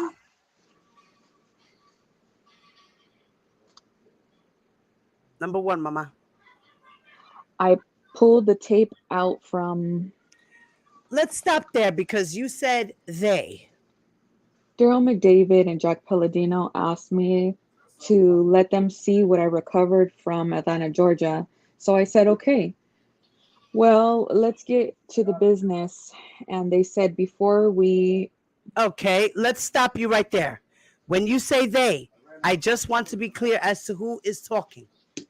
Daryl, You said that it was Jack Palladino and Daryl McDavid. But if you can distinguish between the two, please tell us who said what. okay, Daryl said, let us see what you recovered so we can handle the business. And Jack Palladino said, you can't get paid until we see what what you recovered. Okay, so then what happened next? I pulled the tape out of my backside of my jacket and handed the tape directly to Daryl McDavid. Okay, what happened next? Jack Palladino politely said, could y'all step out of the room? We need to review what y'all recovered. And did you step out of the room? Yes, I did. And what happened when you were outside? What were you doing when you were outside of the room? Me and Jamar just pacing the floor, just pacing the floor, waiting on them to tell us to come back in the room. Okay. What, if anything, could you see or hear while you were standing in the hallway waiting? I really couldn't hear nothing until I got closer to the door. Then I heard the tape playing. What? Why did you get closer to the door? Because I thought they was about to just take the tape out and leave. Okay. And so what did you say you heard? I just heard the tape playing that I gave them. All right. So what happened next? Sorry. How long were you waiting in the hallway? 10 minutes, 5 minutes, 5 to 10 minutes. I didn't keep up with the time. I just out in the hallway for a period of 5 to 10 minutes. Did anyone leave the room while you were waiting in that hallway for the 5 or 10 minutes? No. Did that room have another door that you observed? Yes, it did. Where was the other door? On the other side of the room. So after you were in the waiting out in the hallway for that 5 or 10 minutes, what happened next? Oh, okay. He just ushered us back into the room. No, number 3. Jack Palladino ushered us back into the room. And what happened next? Oh, okay. He ushered us back into the room, and I said, okay, we recovered the tape. We need to be paid. Let us get paid. And their responses was, well, we have to take the tape back to Robert and make sure this is the original tape. All right, let's back up because you said we recovered the tape. Are you talking about yourself or? When I'm saying we, I'm saying me, Reese, and Akeem went to Discover to get the tape. So I just using a metaphor saying we discovered the tape. Now let us get our money. Okay. And what was the response? And when you give the response, please tell us who was talking. Jack Palladino said, you're not getting any money until we verify this is the tape. that that we need to give to our client because he never referred him to as Robert Kelly.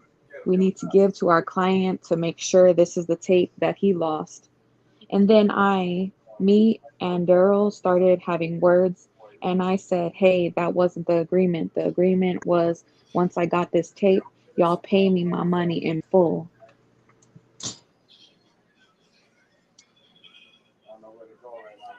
And it got into a little shouting match. I took the tape and we was All right, let's stop so we can unpack that a little bit. You said, who did you get in a shouting match with? Daryl McDavid. What was the shouting match about? Them not having my money once I got back with the tape. And when you say them, who are you talking about? Jack and Daryl. So at some point, did this shouting match end? Yeah, it ended. I snatched the tape and started walking out the door.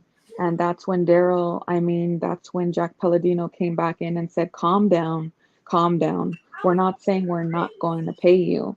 We're going to give you all your money, but we have to make sure on our end there's no copies, that this is the original tape that we sent you to get.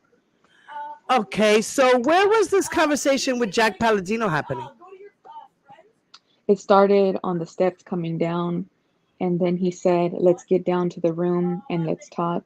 He was very professional about every time a shouting match went on. He was like the man that calms everything down because Daryl used to pop off so much that he was the guy that always kept it intact where we could get the business done. When you were having this conversation with Jack Palladino, where was Daryl McDavid?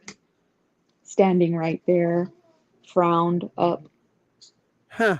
So you said that the conversation went from the hallway and then back in the room, and Jack assured me that I would get everything that Daryl had promised me as long as I stick to the agreement that there wasn't any more copies, and that once Robert reviewed what I got, then I will be paid.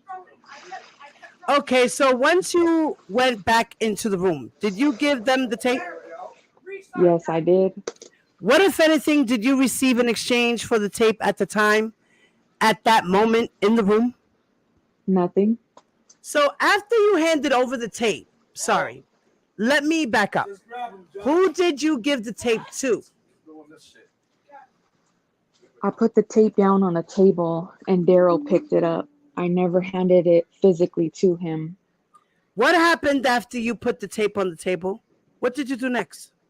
I looked back and told him they never kept their word and left. They better keep their word and left. Who was in the room when you said you'd better keep your word and left? Jamar, Jack Palladino, and Daryl McDavid. Okay, so when you left, after you left that meeting, when was the next time you talked to Daryl McDavid or Jack Palladino or Mr. Kelly about getting the money for the tape? I called Jack Palladino's office 2 days later because I hadn't received a phone call from him. And he said him and Daryl would come down to Kansas City to bring me my money, but... And so let's stop there. You said that was 2 days after the meeting in the hotel where there was the shouting and all of that. Yes. Okay. You called, who, if anyone else, was on that telephone call? No one, just Daryl and Jack. What did you discuss in that phone call? A payment arrangement when they're bringing my money since I recovered the tape. Okay, and what happened next? They came to Kansas City and they said, that's not the original tape. And I said, that was the tape I recovered. And they asked me. Mr. Brindley says, can we have some foundation as to timing, as to how much time has gone by? Mr. Pentek continues and says, yes, let's talk about the last thing you talked about was that you called Jack Palladino. to find my money. 2 days after the shouting match meeting? Yes. Okay. And so after that meeting, when you handed over the tape, what was the next meeting that you had with any of these people that we've been talking about? Daryl McDavid, Jack Palladino, or Mr. Kelly? We had a phone meeting. Okay. They called me and said that this is the tape, but this is not the original tape. Okay, and how tell us the time frame between when you had this conversation about them saying this is not the original tape from that time you met in the hotel where you handed over the tape. 2 days. Okay, so during this conversation, who was on the phone? Daryl McDavid and Jack Palladino. And who said what about it not being the original? Daryl McDavid said this is not the original tape. He He talked to his client, and sorry. this is not the original tape. So after that conversation, when was the next contact that you had with Daryl McDavid, Jack Palladino, or Mr. Kelly? They called me when they landed in Kansas City and told me to meet them at the polygrapher's office so I could take a lie detector test. Okay, so did you have this meeting with the polygrapher at the polygrapher's office? Yes, I did. How long in time between you had the conversation until you met at the polygrapher's office?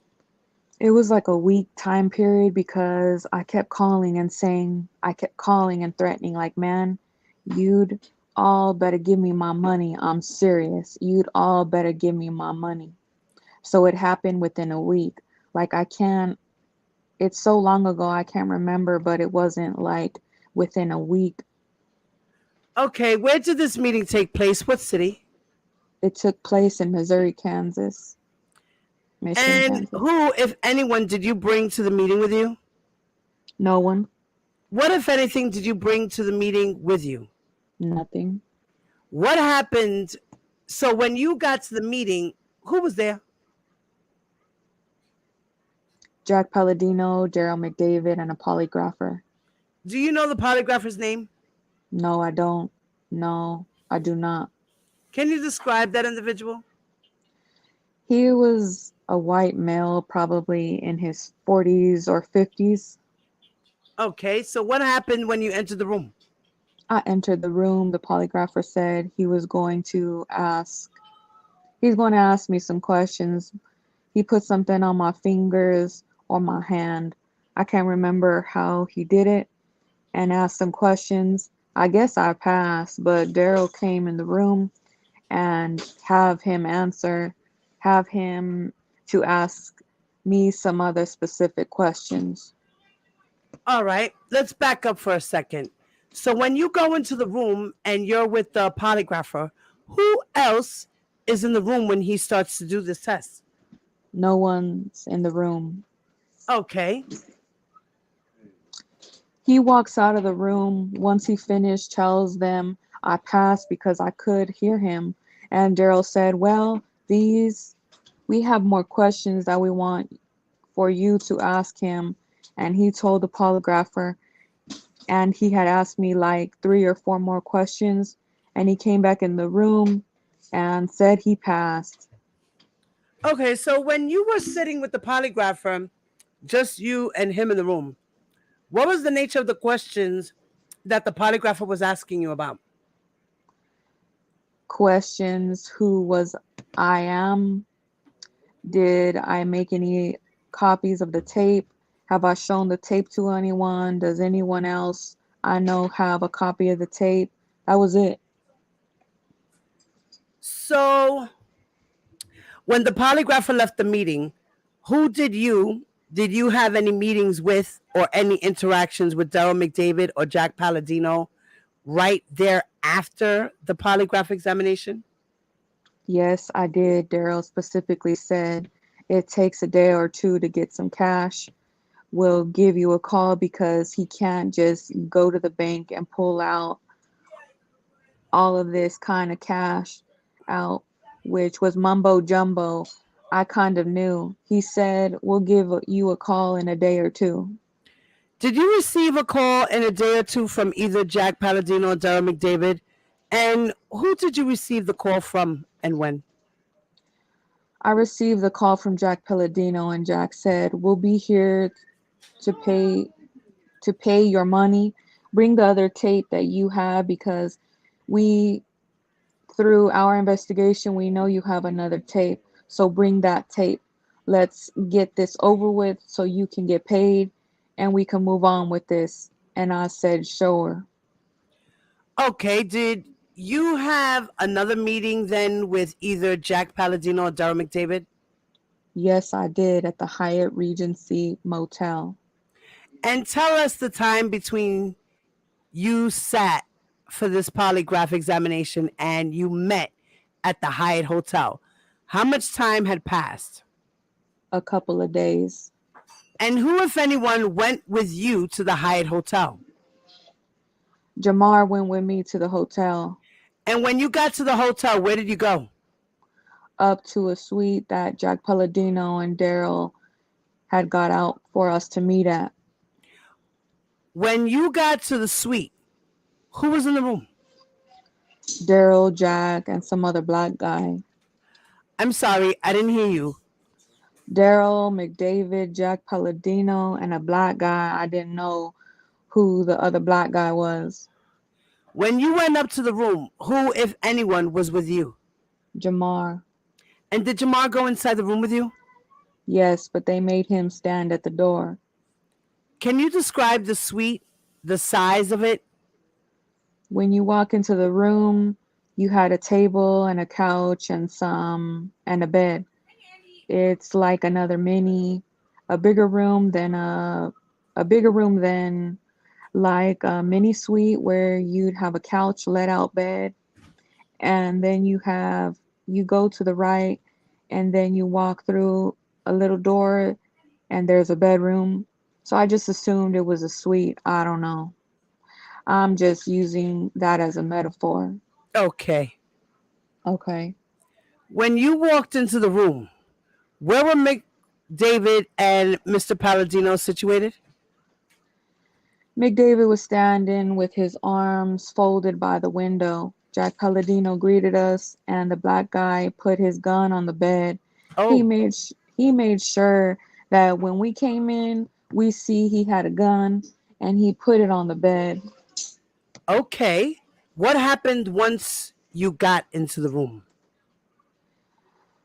I came into the room and I was like, man, we're here to get our money. There's no more talking. He said for the tape. He asked for the tape. Who asked for the tape? Jack Palladino. I said, where's my money? They showed 2 brown bags of money in it. And I said, that ain't $1 million. And they said, well, the agreement that you and Daryl had, that's how we want you to pay, how to pay you. And I said, well, the agreement was once I recover it, you would give me all my money. And that's when Daryl proceeds to say that this is, like I told you, this is how we're going to do the deal.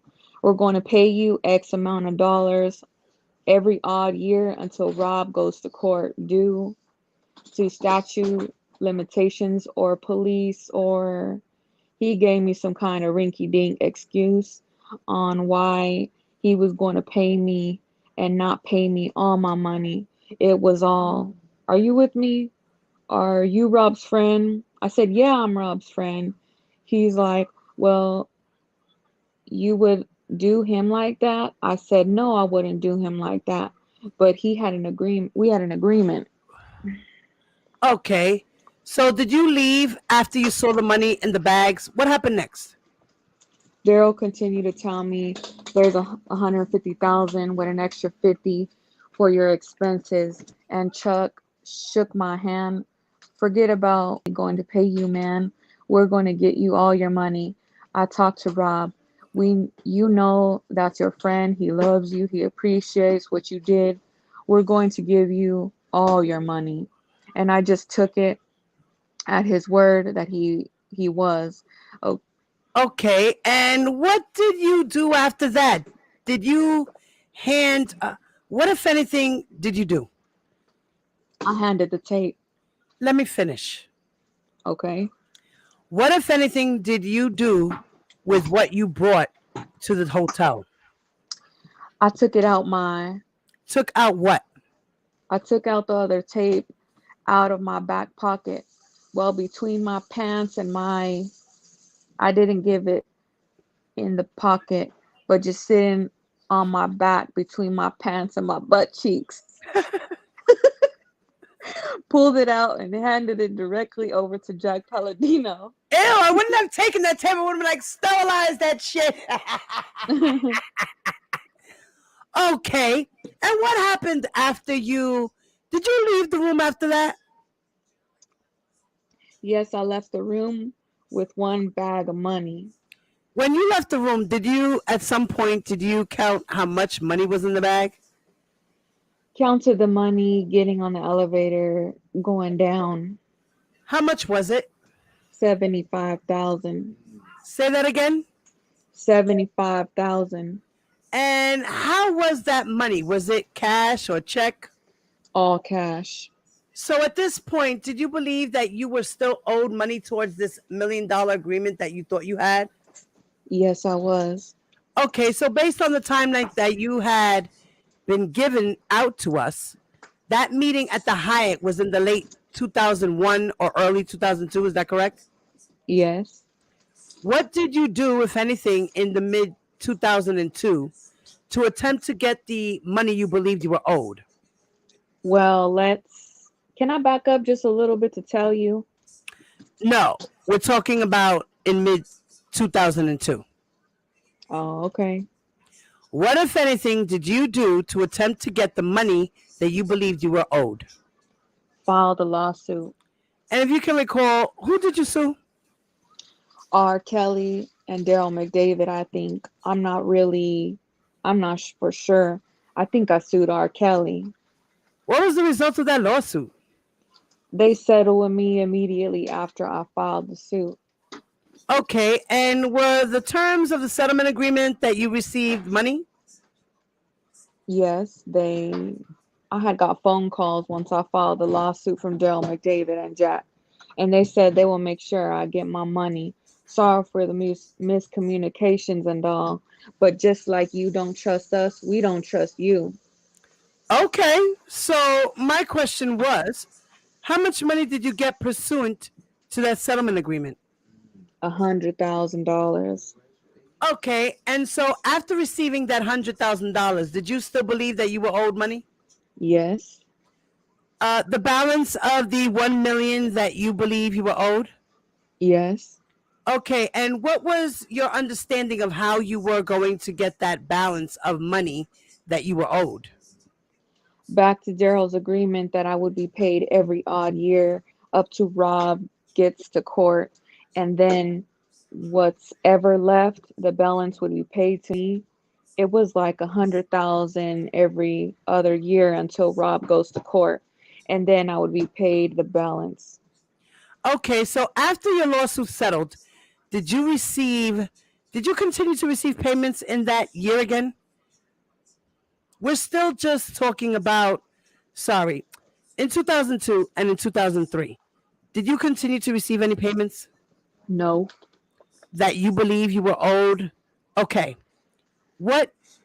Who, did you have any contact with Daryl McDavid and Jack Palladino or Mr. Kelly about receiving or getting the balance of your money?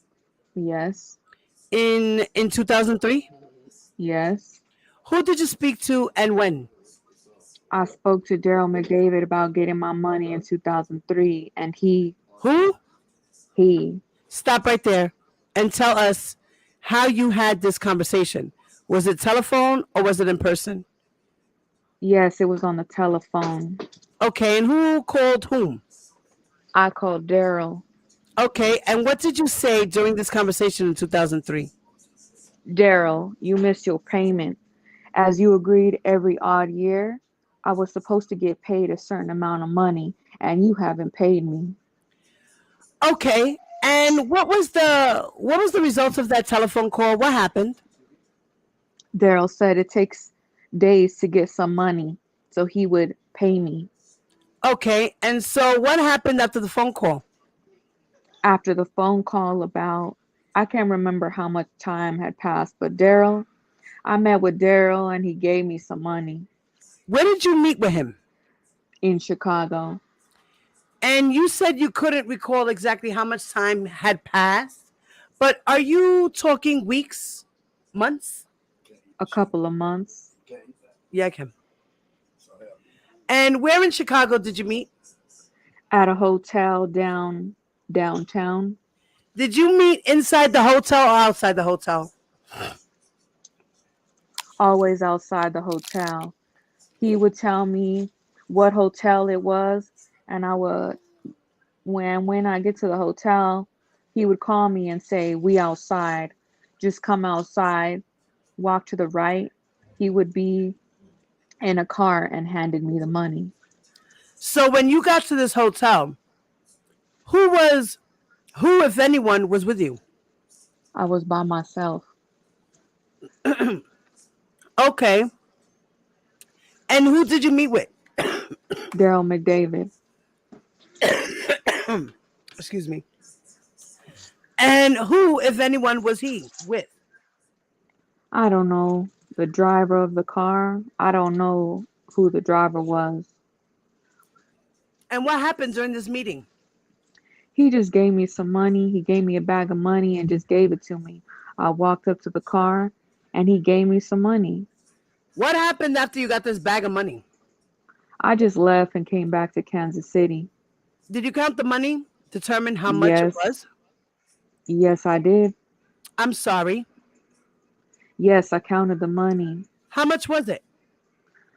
I think it was 100,000. To be exact, 100,000 Is that 100,000 in cash or?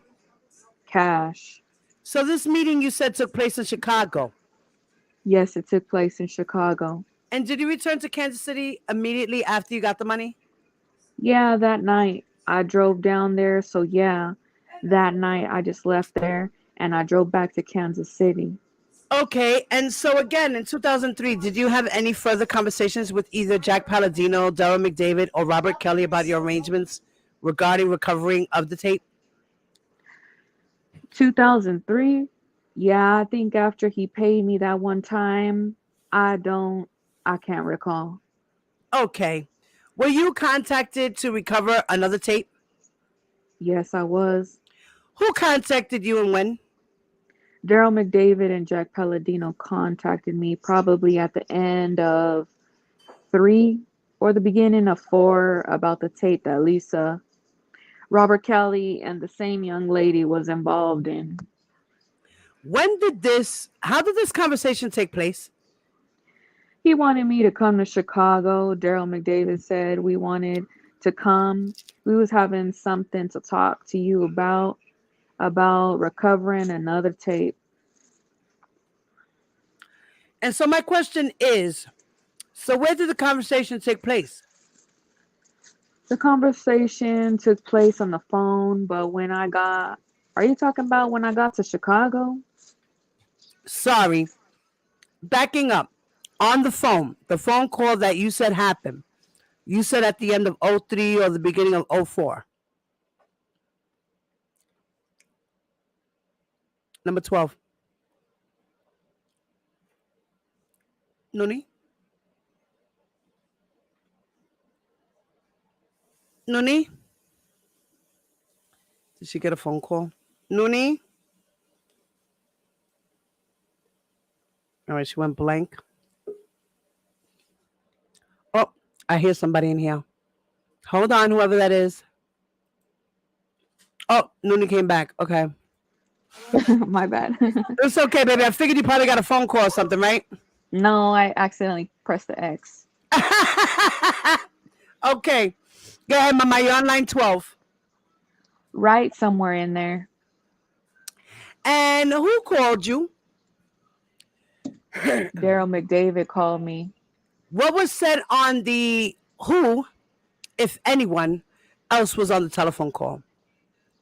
I can't remember. I just remember Daryl saying to me directly, "We found that there's another tape that you could have been associated with or someone you know, and we're trying to recover this tape." Okay. What, if anything, did you do in response to that telephone call?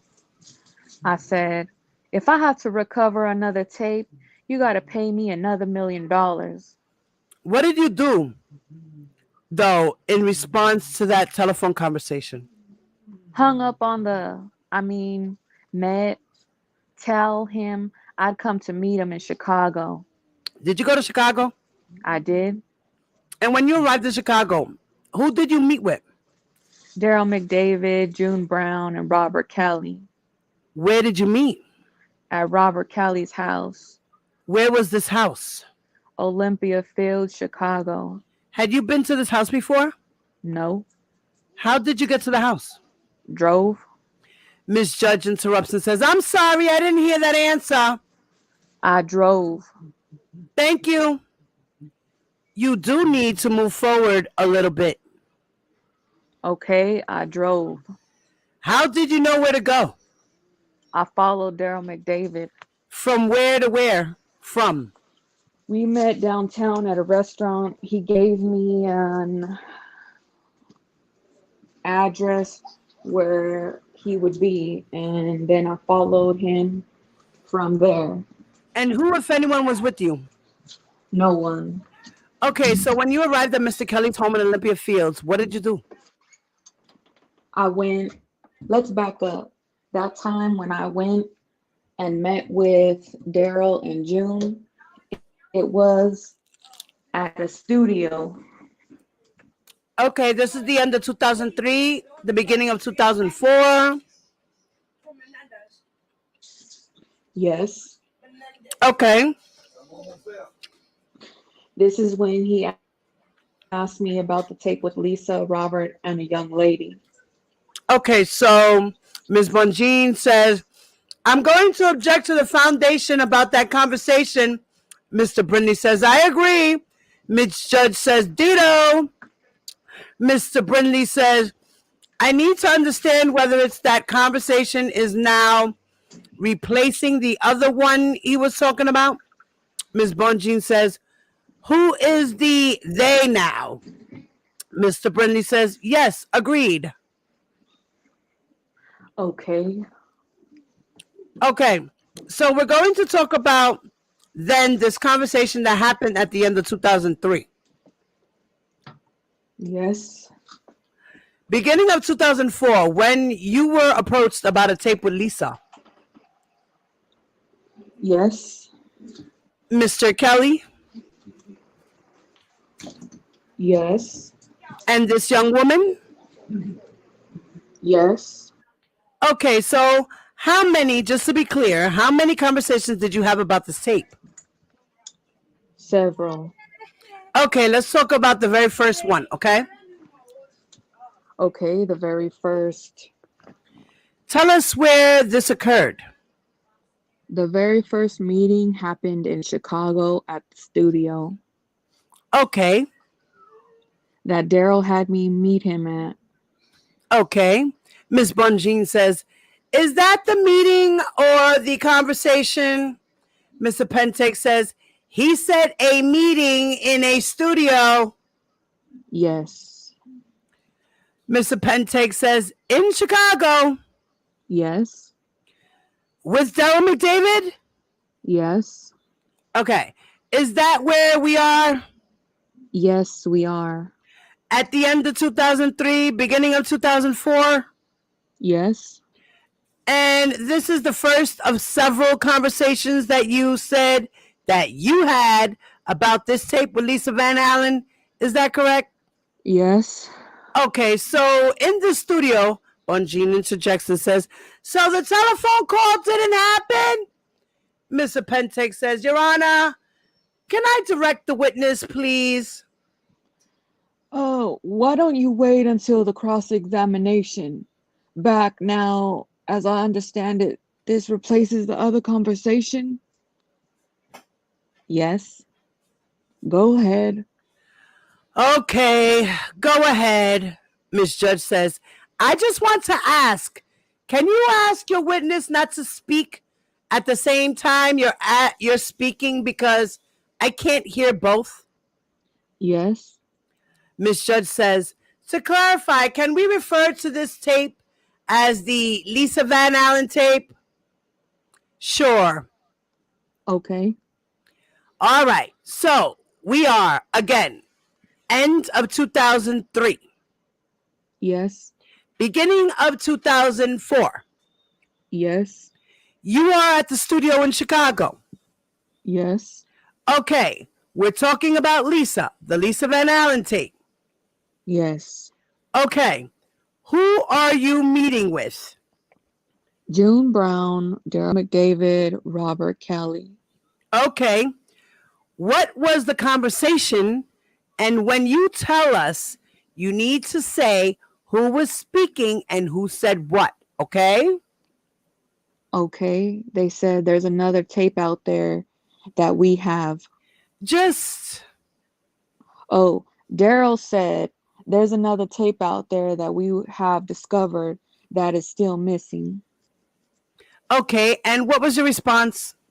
I said, well, what's on the tape? And they said this tape involved. You have to be specific about who said what. Okay. Daryl said it's another performance tape, sex tape is what he described it, with Lisa Van Allen, Robert, and another young lady on the tape. He said, we need for you to recover it because somebody from. Back up a little bit. He said, we need you to recover it because somebody from Kansas City or somebody that you might know has this tape. Okay. So you're talking about this is what Daryl McDavid has said. Yes, this is what Daryl McDavid said. And did Robert Kelly say anything during this meeting? Yes, he said, I need to recover that for him. Okay. And did Mr. Brown say anything during this meeting? No. Okay. And you said this meeting took place in the studio. Yes, in the studio in Chicago. Can you describe the studio? It's like a recording studio. I can't remember where the studio was because I met with them so many times. Okay. To be accurate. And when I say describe the studio, can you describe the room that you were in, the actual room that you were inside? Oh, the room I was in had a board, some TVs, all different kind of machines. Okay, when you say a board, what do you mean? A board that's like a recording board or something, like a recording board. Okay. And about how big is this room? Is it like the size of a hotel room, a normal hotel room, or we're talking like a suite? It's kind of like a regular size of a room of a recording studio. It's like a regular size of a room of a hotel room, you can say. Okay. And where was the individuals in this room? Daryl McDavid, Robert Kelly, and Mr. Brown situated in the room? Daryl was always standing up. Rob was sitting down, but June was behind me. He was like standing up, you know? No one was sitting down but Robert. Okay. So after you have this conversation about this tape containing Lisa Van Allen, what do you do next? I said, yeah, I can recover it, but it's going to cost you $1 million. And they said basic. Sorry. And they said, basically, this is what we're looking for. And I said, okay. Okay. And then, so then did this studio meeting end? Yeah, I did. Before that meeting ended, did you come to an agreement with anyone that was in the room, either Daryl McDavid, June Brown, or Robert Kelly, about what you were going to do with regard to the tape with Lisa on it?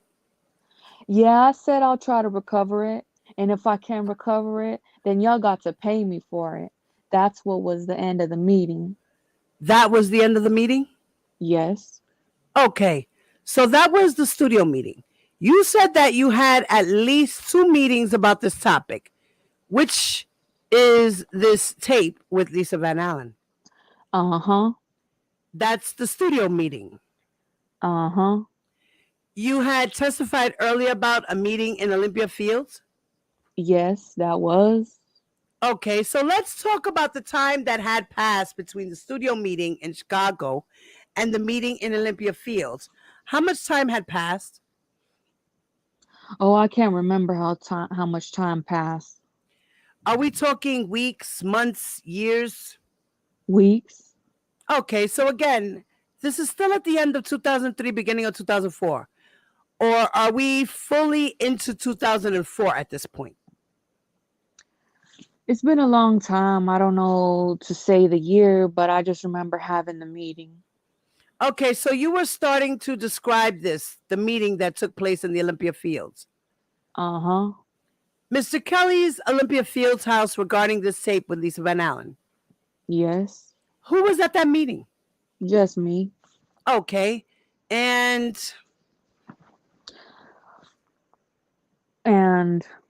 who did you meet with? Daryl and June at the time. Robert was there, but he did not come into the meeting until later. Okay, so we'll take this step by step. So when you get to the house, who was there? Why don't we at this time take a 15-minute recess and then we can pick up again? Thank you, Your Honor. Recess is from 1 to 1:10. Mr. Brindley says, I do have something for the record before we start, Judge. I have something outside the witness hearing that I need to do for the record before we proceed. Is the witness out of the room? No, he's sitting right there. Can you have the witness go out of the room for a moment? Mr. Brindley wants something on the record. Mr. Brindley, the government is back. Okay. Judge, at this time, on behalf of Mr. McDavid, we would like to raise the following issue. We believe that at this time, the government is in violation of Mr. Pog versus the United States, or I'm sorry, Napue versus State of Illinois, which is a Supreme Court case regarding instances in which the government or the prosecuting authority is aware that a witness is giving false testimony. And in this instance, there is simply no other way around it, as will become apparent when I get to cross-examine this man. He has given testimony today that is repeatedly in contradiction, direct contradiction of under oath testimony that he has given before the grand jury in Cook County and the grand jury in this building and the government. When that happens, according to Napue, has a duty, Your Honor, and that duty is to correct the record, and that the witness has given false testimony and correct it in front of the jury. They have not done so, and for that reason, we do object. And it is my understanding that counsel for Mr. Kelly and counsel for Mr. Brown both agree, and we would like to make this objection jointly. Ms. Bonjean says, correct. Ms. Judge says, yep. The court says, do you wish to make a response? Mr. Pentake says, yes, Your Honor. I think at first it would, the defense would need to make a proffer, at least of what they are talking about in terms of what specifically was false testimony. From my vantage point, as I sit here today listening to Mr. Freeman, I am not aware of anything that could be considered false. Mr. Brindley says, Judge, Mr. Pentake says, meaning that it's not true testimony that he's given. If the defense is indicating that Mr. Freeman is testifying inconsistent, or there's a prior inconsistent statement, or there's a prior consistent statement, they can certainly inquire into that as on cross-examination. But to say that the witness is flat out, giving false testimony is without anything further than just their thoughts that it's false. We have nothing to actually go by in response. Mr. Brindley says, Judge, here's what I'll say to that. I'm not going to give the government a preview of cross-examination in a proffer. That I will not do. But what I will say is that I want to preserve this issue for the record.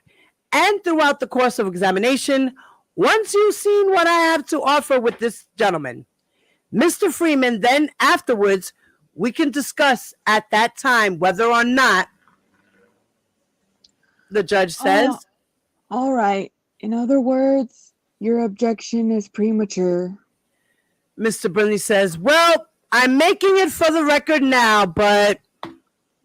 All right. Mr. Brindley, I think we can deal with it later after we've heard cross. All right. Ms. Bonjean says, and Judge, on behalf of Mr. Kelly, I would join that objection, but also point out, under Illinois law, the perjury statute, by the way, does not require us to prove which one is true or false. Frankly, I don't think anyone in this room has any idea what's true or false. But we do know there are inconsistent statements on material issues. That means something is false. That means something was said during the grand jury that was false. Something was said here that is false. And the obligation on the part of the government versus NAPU, under NAPU versus Illinois, is to correct that false testimony. We are giving them the courtesy to comply with their constitutional obligations. So that is what I would add to what Mr. Brindley had to say. In any event, it would be the first time in the history there ever was a case that there wasn't inconsistencies in testimony of key witnesses on material. I've seen it over and over and over again. But anyway, you've preserved your point. You've raised the point. I'll be anxiously awaiting. Mr. Brindley says, it won't be hard to see, Judge. It's coming. So in any event, would you see if they're ready, the jury? Thanks. The witness can come back in too. Witness re-enters the courtroom. How much longer is the redirect? Mr. Pentake says, Your Honor, about 15 minutes maybe. How much?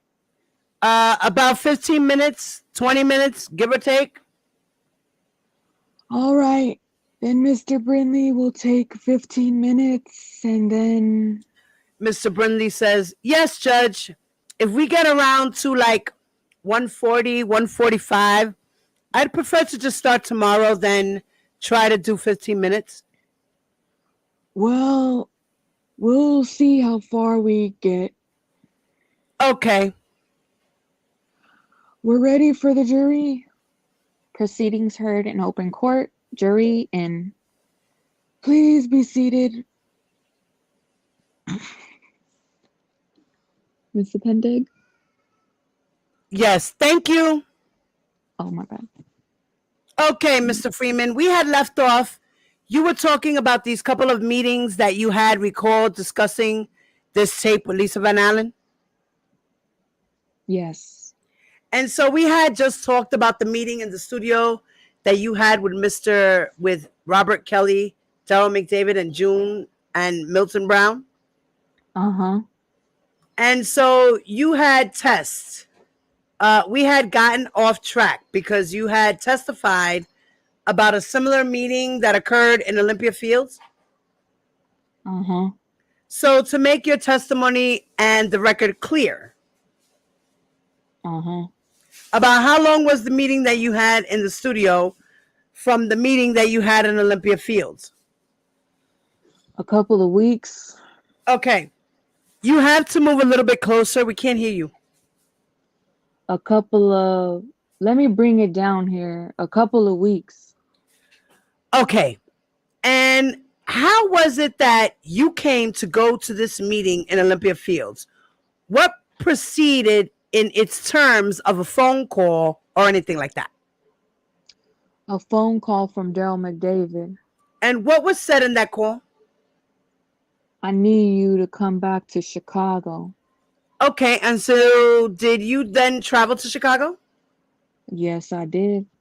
Okay, and you had testified earlier that you met up with Mr. McDavid at a restaurant downtown. Is this the occasion that you're talking about? No. Ms. Bonjean says, I object to this leading now. Well, you can have one or the other. So overruled. Okay, so you said no, this is not that time. No. Okay, so how did you get to the Olympia Fields house? I met Daryl at in front of the hotel that I was going to stay at, and he said, "Let me know what hotel you're going to be at when you get there." So I did, and he met me, and I followed him And you followed him where? to Olympia Fields to the house. Okay, and who, if anyone, was with you? No one. Okay, and when you got to the home, what did you do? They let me in. And please, I followed. please try not to use they. Okay. And be specific about who you're talking about and what exactly was said. Okay. Daryl and security let me in the gate. I went inside the house to meet with Daryl on the tape. Okay, where in the house did this meeting occur? In the room that was down the steps in the house. Who was in that room? June and Daryl. And what, if anything, was said about the Lisa tape? And when you tell us who was speaking. Daryl was speaking. Daryl was saying, "This is the tape that we're looking for with Lisa and the young girl on it." Okay, when you say this is the tape, what are you talking about? What was he referencing? It was reference to showing me. Okay, so back up. When you got in the room, describe what this room looked like. It was like a pre-studio room. I don't know if you know what that is. No, what? Describe the room. It was a room probably where you can make beats and stuff on, and you could record. It was not a full studio. Like a music recording studio? Yeah, like a music room. Okay. And where were the individuals in the room? Who were in the room, situated in the room? Daryl was in the room. June had came into the room, and he was showing me, let me, yeah, they were showing me.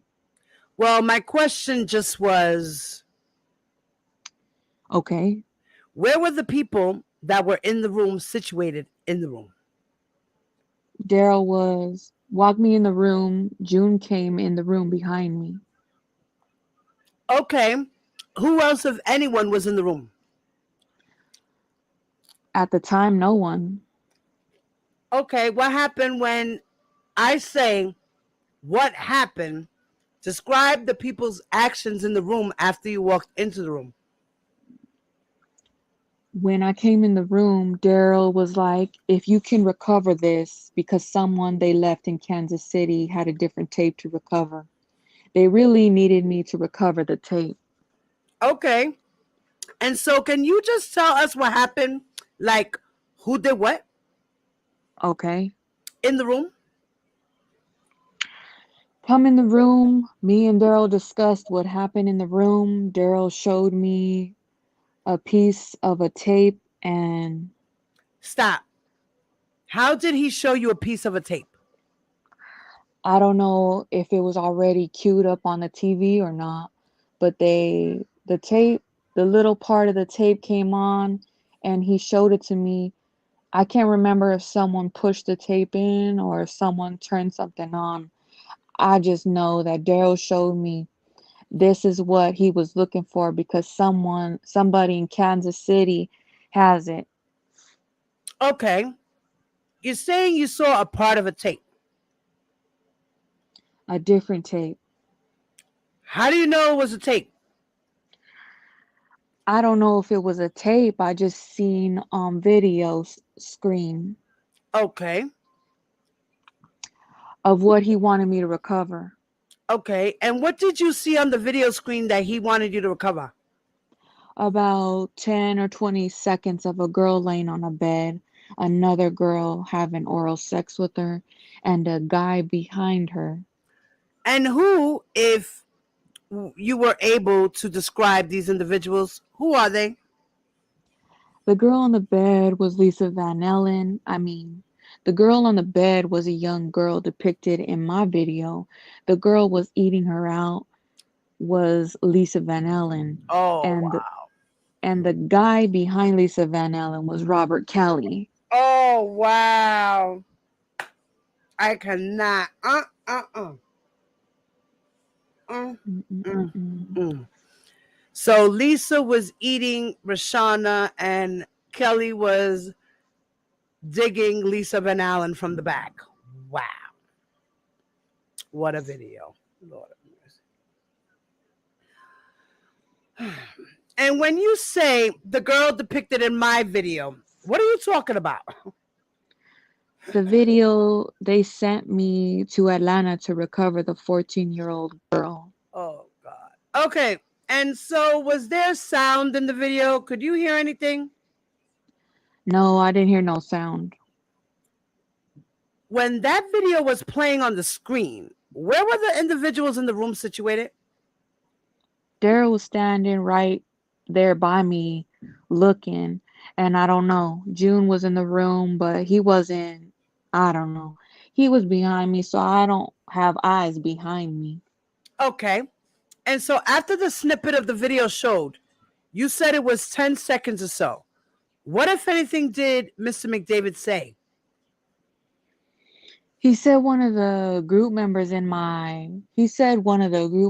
from Kansas City has that tape, and I think you can recover it. And I said, well, if I recover it, how much are you going to give me? Okay. And what, if anything, did Mr. Brown say in the room? Mr. Brown, he didn't. He didn't say nothing. He really didn't say nothing. Mr. Brown was like more just escorting me, I guess. He didn't really say anything. Okay. Had you seen that video before? No. Okay. So after that meeting, where did you go? Back to the hotel in Chicago. After you went back to the hotel, what did you do next? I did. I made a phone call. To whom? To some people in the group that Daryl McDavid referenced. One of the group members in the group that Daryl McDavid referenced to me, supposedly supposed to have the video. Okay, and why did you make that phone call? Because Daryl was pretty specific of who it could have been, who had the video. He said their names. What was the names? Ernest or Keith Merle. Ernest Dixon or Keith Merle. And what did you do? What did you talk about during that conversation? I just said, man, if y'all got a tape, y'all should have told me and let me know because they're willing to pay me for it. The recovery of the tape. After this conversation, what did you do? Did you stay in town or did you go back home? I stayed in town because I had drove. It's like a 8-hour drive. I just was tired that night. So I stayed in town, ate, and then left the next day and went back home. Ms. Bonjean says, I'm going to object to the foundation of that phone call. Was it Ernest and Keith on the phone? I'm confused of who he was talking about there. Can I answer? You can explain. Who were you talking to on the phone call? I called. Who I called or who I was talking to on the phone when I got to the hotel. Okay, so when you got to your hotel room, who did you call? I called Ernest Dixon. I call him Bishop. And he said, nah, that ain't me. That's Keith. Okay, so who was on the phone when you talked to Ernest? Just me and Ernest. Okay, and he said that was Keith. Yes. Did you have another phone call while you were at this hotel in Chicago? Yes, I did. And who did you speak with? Keith Merle. And who else was on the phone, if anyone? Just me and Keith. Okay. And then what was said during this conversation?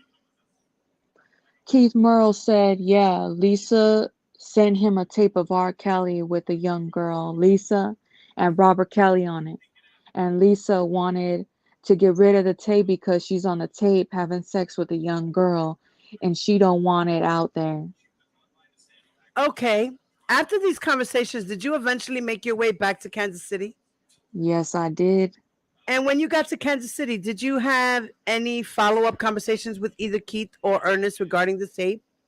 Yes, I had a conversation with, Just yes. yes. Who did you meet with and when and where? I met with Keith at their apartment because he lived in the same apartment complex. Okay. And about how much time had passed from the time you returned from the trip in Kansas City to this meeting with it is Mr. Merle? Yes, Mr. Merle. about a day. Okay. When you put up with Mr. Merle, where did it take place? It took place at his apartment. Okay, and what did you discuss? I said, you got a tape of Robert Kelly and Lisa? And he said, yeah, that Daryl had been reaching out to him and had paid him 100 or 50. I can't remember. Daryl had paid him for a tape to recover because they were calling asking him about a tape. Okay. What what further conversations did you sorry, we'll strike that. What, if anything, did Keith show you related to this tape Lisa was on? I asked Keith, I said, let me see it. Let me see the tape you got because I entered into a deal with Daryl McDavid for $1 million. So let me see the tape that you got. Did you see that tape? Yes, I did. Can you explain how? Me and Keith, I said, man, let me see it right quick. Let me look at it. So he let me look at the tape. But he didn't let me get the tape. Like, now you can't because Daryl and him know I got the tape and they could kill me or they could do something to me because he had already reached out to Daryl and them. And I didn't know what they had already was doing business or discussing things about the tape. Okay, when you say he showed you the tape, can you explain where this happened, how it happened? Go ahead. Okay. I was waiting on you. He showed me the tape at his apartment. He showed me like a minute or two of it Where? at his apartment. He showed me like a minute or two of the tape. And what did you make any copies or recordings of that tape? A day later, I had Keith to take me downtown to one of his friend's office, and I was going to try to make a copy of the tape to give to Daryl so I could get some money. So I took the tape and went downstairs into my friend's office and I tried to put a tape because he didn't. He didn't have a recorder or nothing. Tried to put the tape on my phone through the TV. I took my phone and put it to the TV and tried to make a tape of it. Miss Bonjean says, objection. Where are we right now in the story? Mr. Pentake says, you said you left the house. Was it the next day? Yeah, the next day. And you went to this friend's business? Yeah, I went to my friend's business. I took it upstairs and tried to make a copy of the tape. Keith had my cell phone. Okay. And then what did you do with that tape?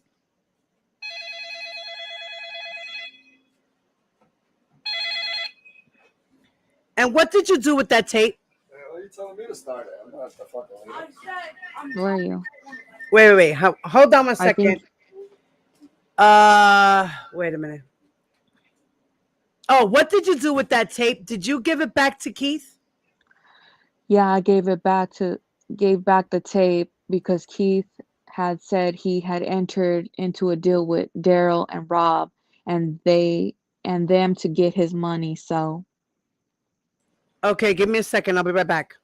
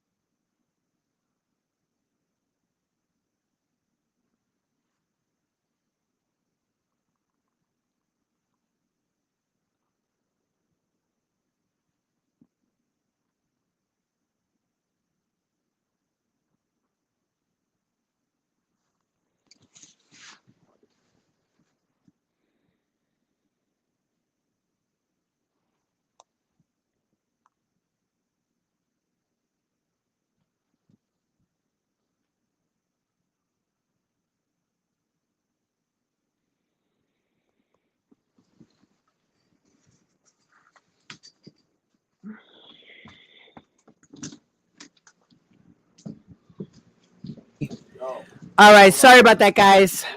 My mom had to call real quick. okay. Okay, where were we? I think you're on 21. No. I said okay. On line 16. Okay, and then did you? What did you do with that tape? Did you give it back to Keith? Yeah, I gave it to Keith to get the tape because Keith said he entered into a deal with Daryl and Rob and them to get his money. So, And were you successful in capturing some of the video on your cell phone? yes, I was. And what did you ultimately do with that cell phone? I had the cell phone for a minute, but I got rid of it. Okay. I washed it. How did you get rid of it? Oh, one Keith said he was getting paid for the videotape from Daryl and them. I left his side alone because that was my little buddy. So I just left it alone and let him handle the business and the deal that he cut with Rob and them separate from me. Okay, the last time marker we were talking about was the end of 2003, beginning of 2004. And you were talking about these meetings in the studio and at Olympia Fields and then with Keith. So over the next few years, 2004 to 2007, did you receive payments for what you believe to be the balance of the $1 million that you were owed? Yes. Uh, I received payment in 2005 from Daryl McDavid, which was the odd year that I was supposed to be paid. And when was your understanding that you had testified about before about when you were to receive the full balance, the full million? Right before the trial.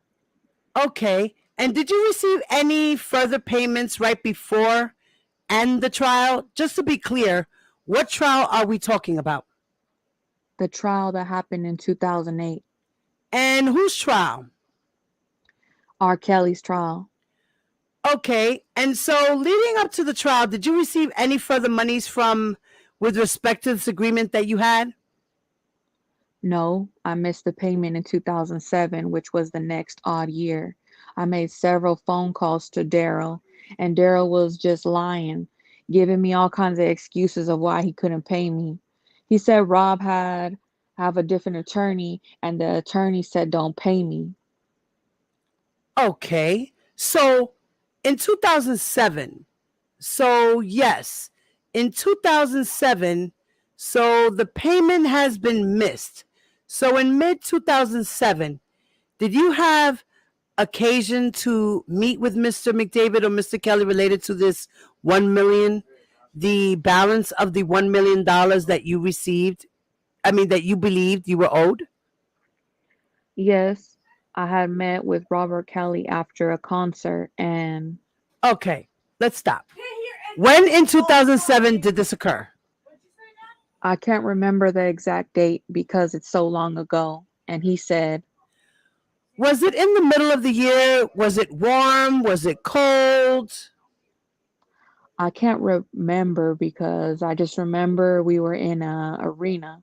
So it was sometime in 7.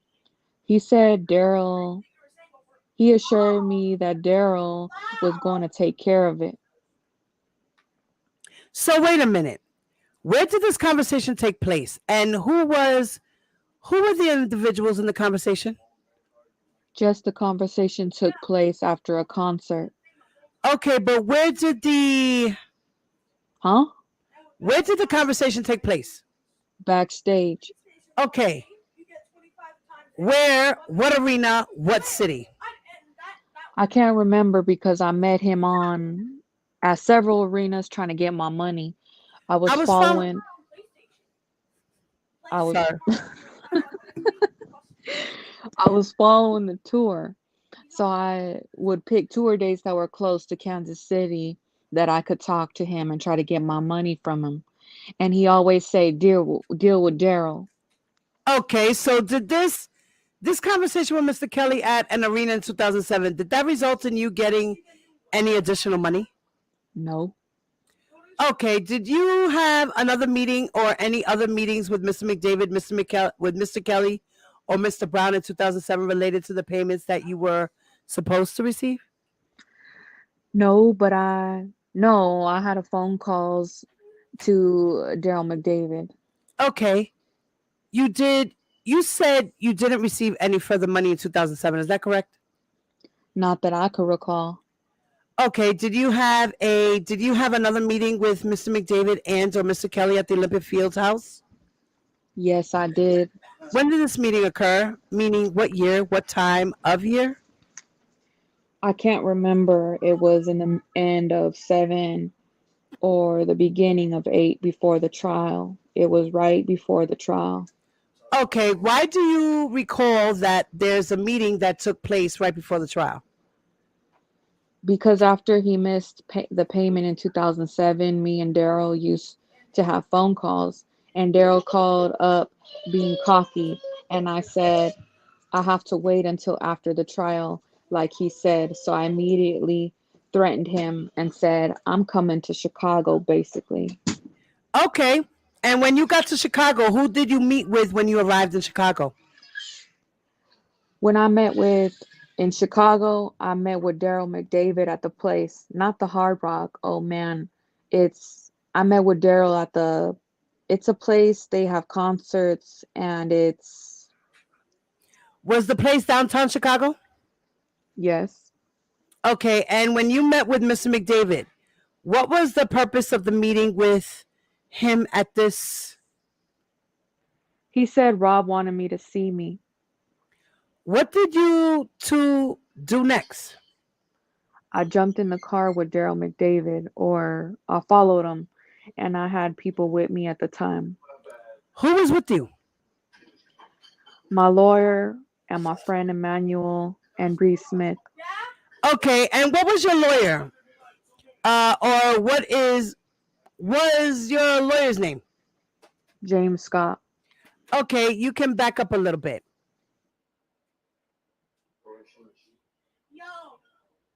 Line number 6, mommy. I'm on my dad's mic right now, but give him like 2 minutes, right?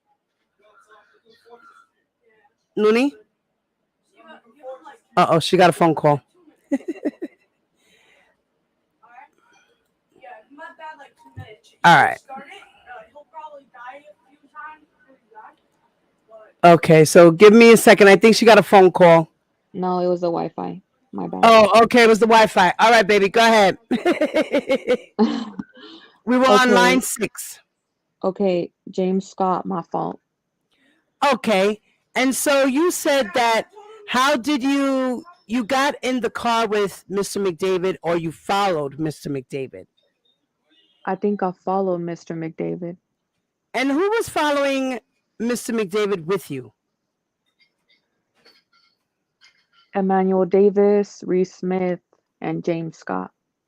And where did you go? To Olympia Fields. And where in Olympia Fields?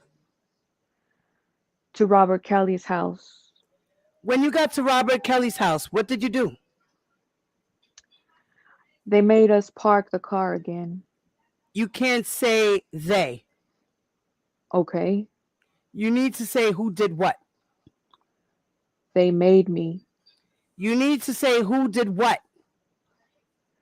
Daryl and the 2 security guards that were standing at the front of the gate told us to park on the side of the road. Okay. And not inside of Rob's apartment compound, his house. We got out of the car, and as we proceeded to the gate, Daryl said, "Rob only wants to meet with you, Chuck." And my lawyer said, "Well, I need to be here." And he said, "No, it's not a meeting for that. Rob just wants to meet with Chuck." Okay, so then what did you do? Told my friends and lawyer I gave them instructions to call me every 15 minutes because me and Daryl had heated exchanges back and forth. My question was, what did you do after you were instructed that you were the only person that Mr. Kelly wanted to see? Where did you go next? Inside the house. Okay, who was with you? Myself and Daryl McDavid. Where did you go when you got inside the house? To a room that's like an ice cream room that he has in his house. When you say ice cream room, please describe what you're talking about. Robert Kelly has like an ice cream shop or something similar to ice cream shop in his house. Okay, and when you got into that room, who was in the room? Robert Kelly. And who else? No one else.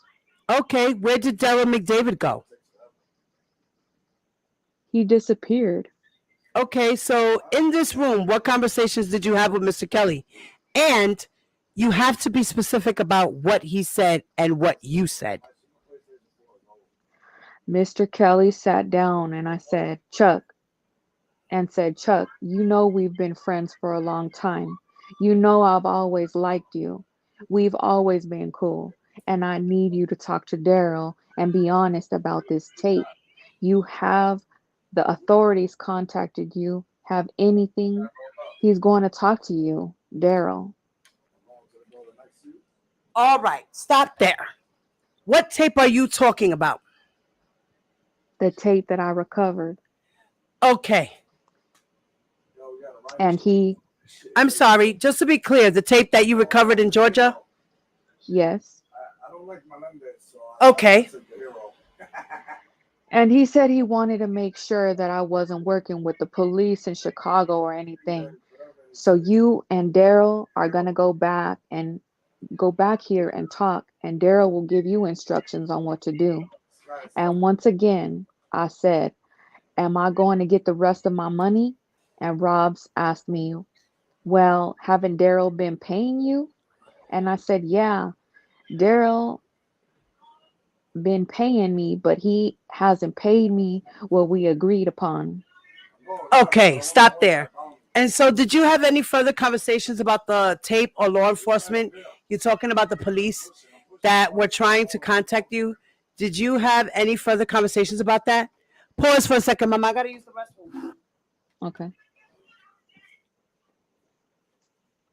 Oh, we got two of them right here. They're right here. They're right here. Oh, he dropped me. Yo. Yeah, that's crap. Yo, that nigga is one shot. One shot. Yo, Menendez is one shot. The nigga were all white.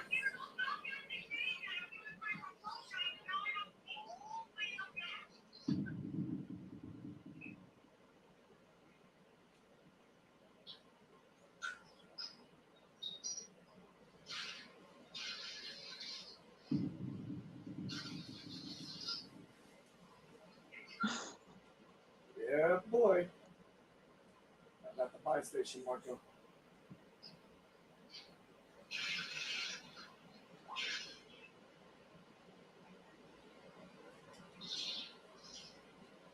Yeah, these niggas is everywhere over here, yo.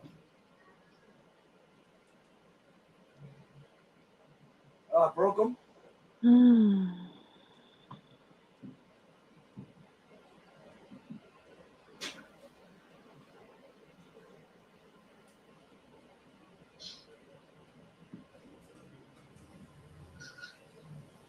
I just got one going upstairs. Okay, sorry about that. Oh, we got people down here. Yo, there's two plates right here. Okay, baby. I think it was your Me, I'm turn, right? 13. Yeah. Go ahead. No, not really. He was making a statement to me. Okay.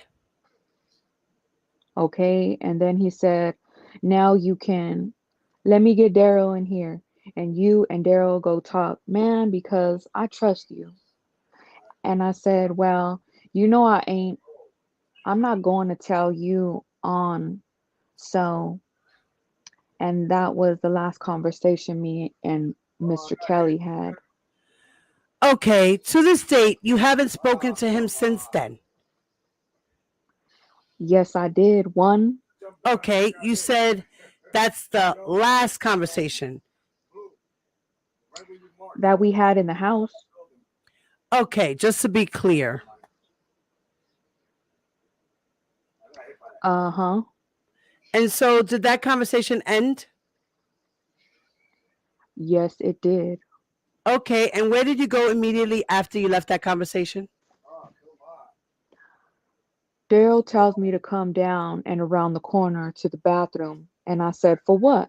And he said, we going to take all our clothes off and get in the pool. Oh, Lord. And I said, man, I'm not getting in the pool with you naked.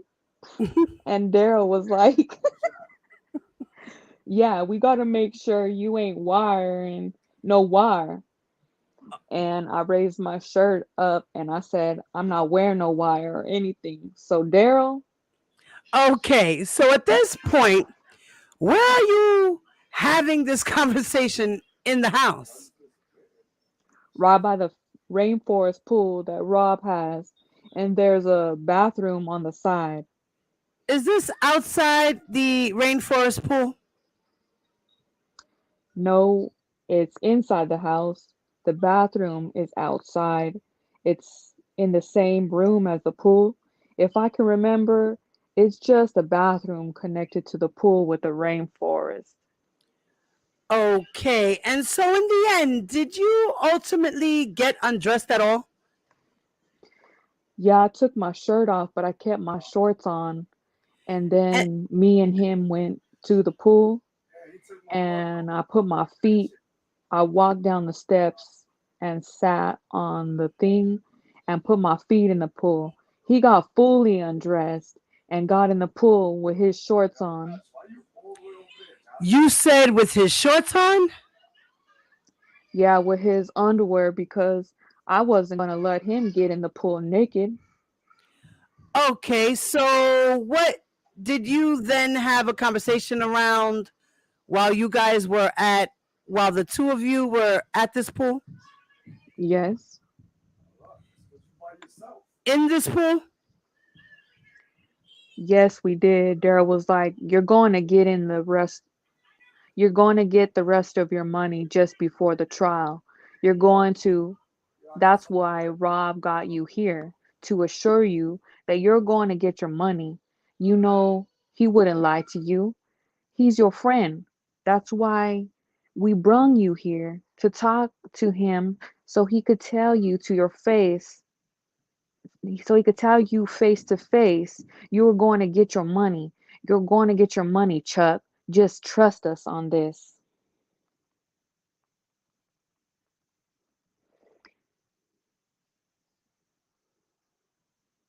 Diva, you're muted.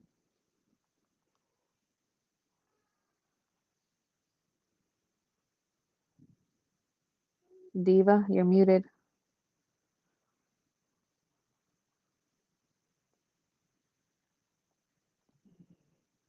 Hello?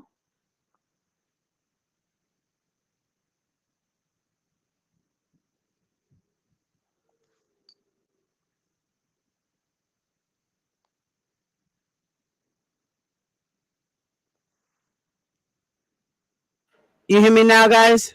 You were muted. Yeah, sorry about that. It was my mic wire came out real quick. I hit it by accident.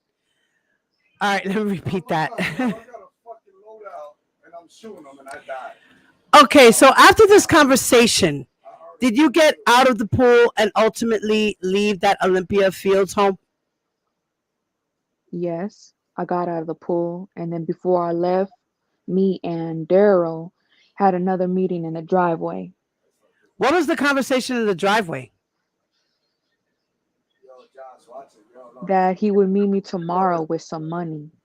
Okay, just to show good faith. Oh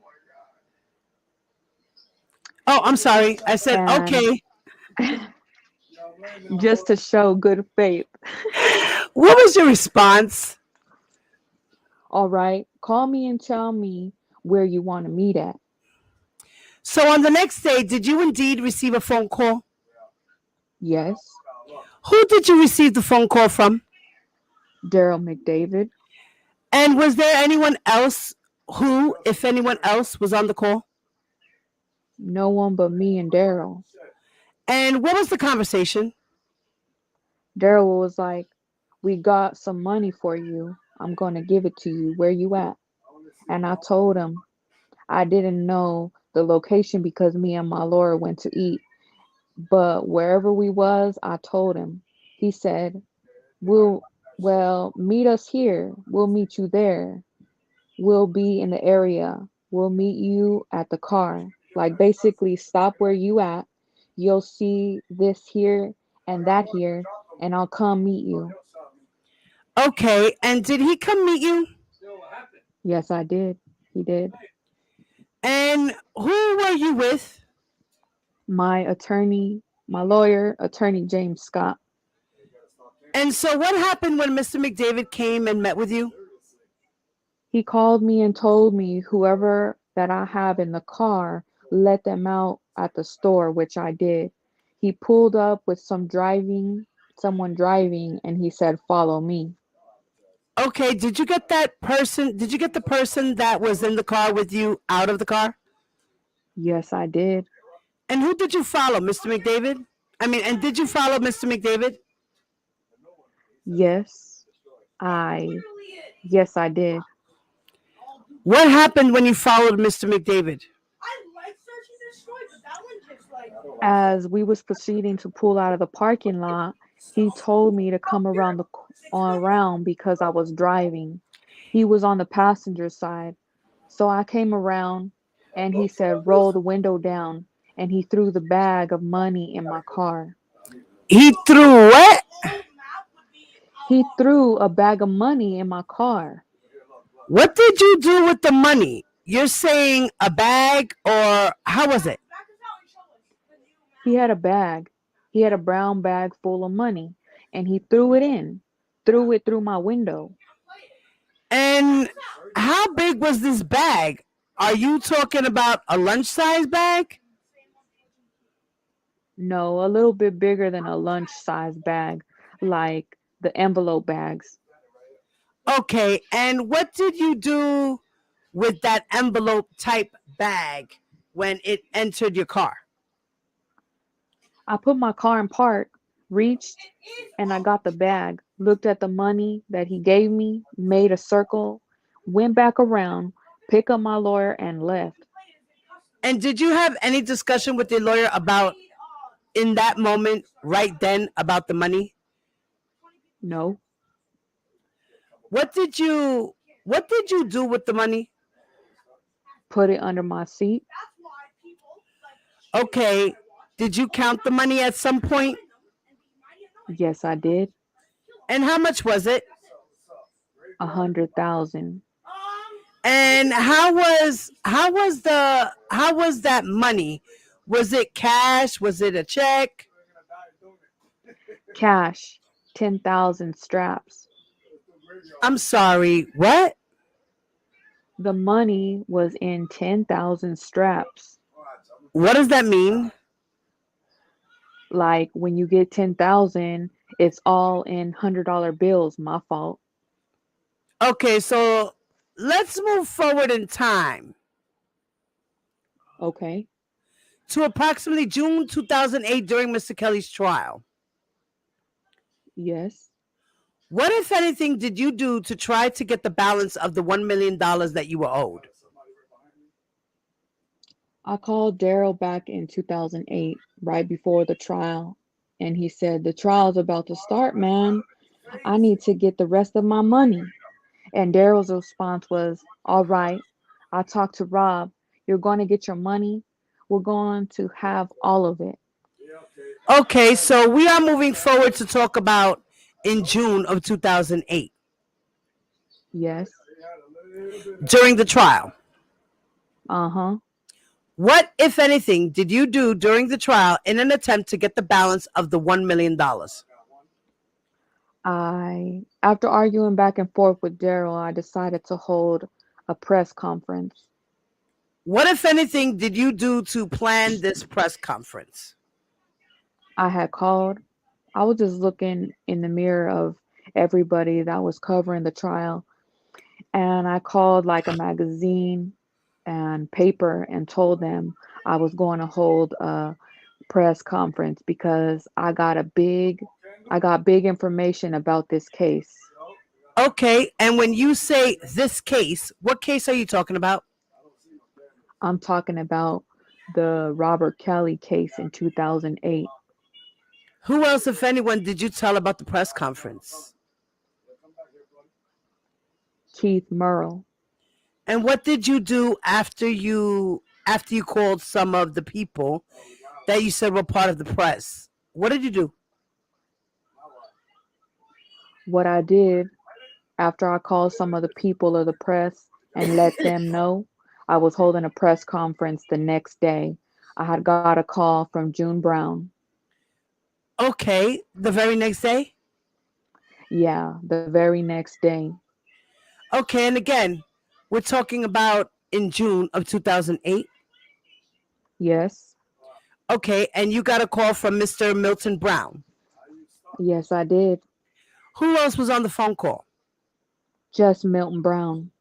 Okay, what did Mr. Brown say? Where you at? Where you staying at? I told him where I was staying at, and Let me stop you there. At this point, where were you? What city were you in? Chicago.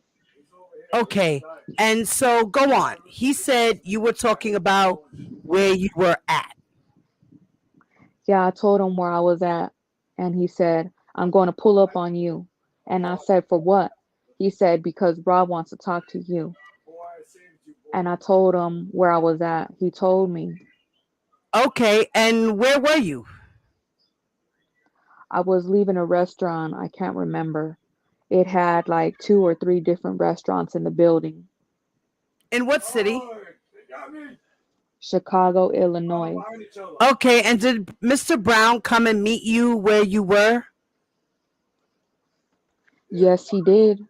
And what happened when the two of you met up? told you right. I just died right there. In your He right pulled side. up on the side of his car and he asked me to get in. So I got in the back seat. He said, Rob wants to talk to you. Okay, and then what happened next? He took my fucking. He took I my get in the fucking. car. He gets on the phone. He hands me his cell phone. Who hands you the phone?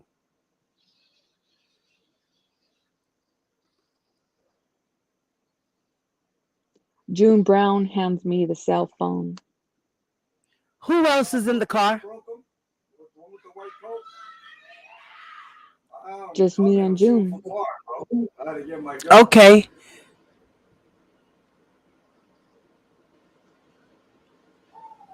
Uh-huh. He hands me My the gun, cell my phone gun. and he says that Rob wants to talk to you. So I get on the phone. Plates. Okay. Yeah, he got me. I got no plates. And Rob's like, man, you know I got you. I'm in Reload. the trial right now. I'm a man of my word. You know I'm going to pay He fucking you. froze. I got you, he said. But right now, I'm being watched by everybody. So it's kind of hard on me too. It's kind of hard for, basically, not word for word, it's kind of hard for him to make any moves until after the trial. What, if anything, was said about the press conference that you were planning? He said, I know you're not going to the press conference and do me like this, man. After I gave you my word that I'm going to pay you, and I said, I got you. What happened after that? Was that the end of the conversation? Yes, it was. Okay, what happened with respect to the conference, with the press conference, after you had that conversation? June Brown said, man, you know Rob got you. He wouldn't do you like this, man. You know we paying you. Here's 10,000 for good faith. Stop right there. When you say he said, here's 10,000 for good faith, where did this conversation take place? I'm below you, below you. You're right here. In his car. So you're still in the car after the phone conversation? Yes, ma'am. Yo, get on. With Mr. Kelly? Yes. And how did he give you, did he give you money? Yeah, he gave me cash. How did he? He just handed it to me. He went in his pocket. I don't know where he had it. I mean, he's in the front seat driving. I'm in the back seat, and he just handed me some money. Okay, and what else did he say about $10,000? Daryl will be in touch with you tomorrow to give you more. Was that the end of the conversation with Mr. Brown? Yes, And what time of the day was this, if you recall? nighttime. What happened the next day with regard to this? Mr. Brown's suggestion that you would be meeting with Mr. McDavid the next day? Daryl gave me a call in the morning and said it takes time to get the money. I'll give you a call and tell you where to meet at. I know what hotel you're staying at, so it's going to be a hotel close to that. And I'm going to pull up and give you the money. Okay, and did that happen? Yes, it did. What, if anything, I'm sorry, let me back up. Who was with Mr. McDavid when he gave you this money? I can't recall. Someone was always driving him. Who was with you when he gave you this money? No one. And how did this take place? Describe the scene, whether you were outside or inside, and where it took place. Okay. He had called me in the morning and said he'll give me a call that afternoon just to make sure I didn't go through with the press conference. So where? 3 o'clock My question was, where did it take place? And explain. at a hotel that he had scouted in the area to meet him at. Okay. And how did this happen? Inside of a car? Outside of a car? I stood outside. He pulled up and handed me the bag. Okay. And what was inside the bag?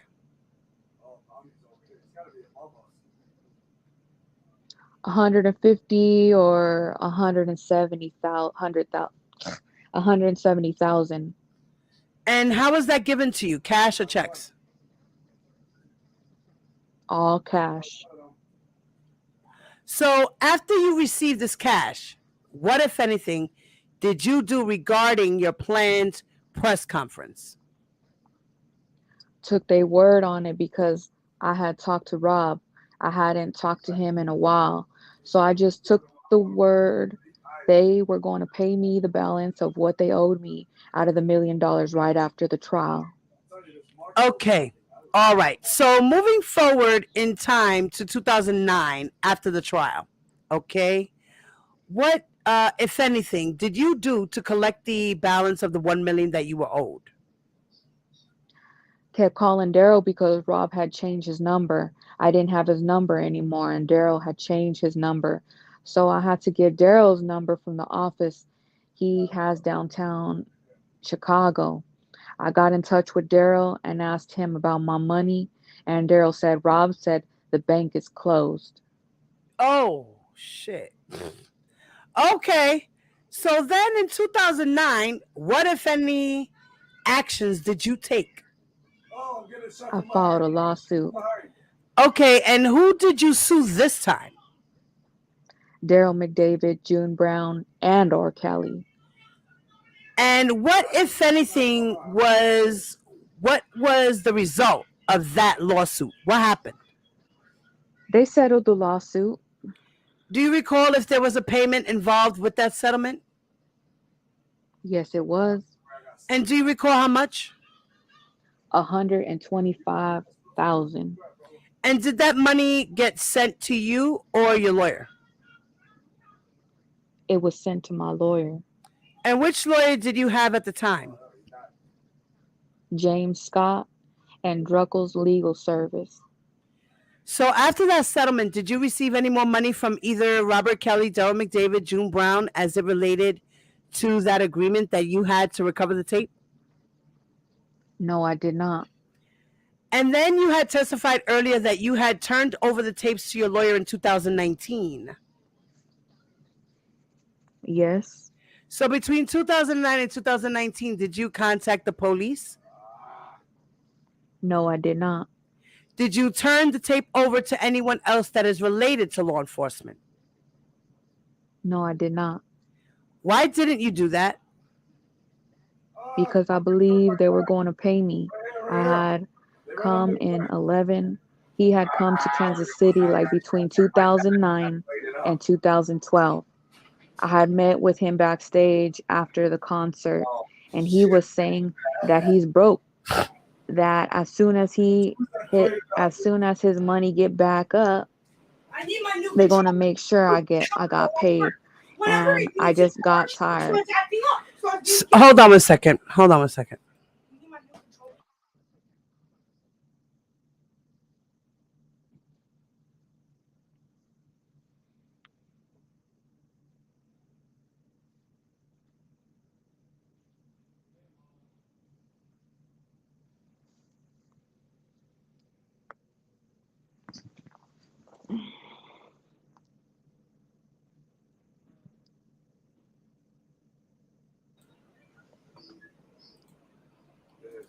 Sorry about that, y'all.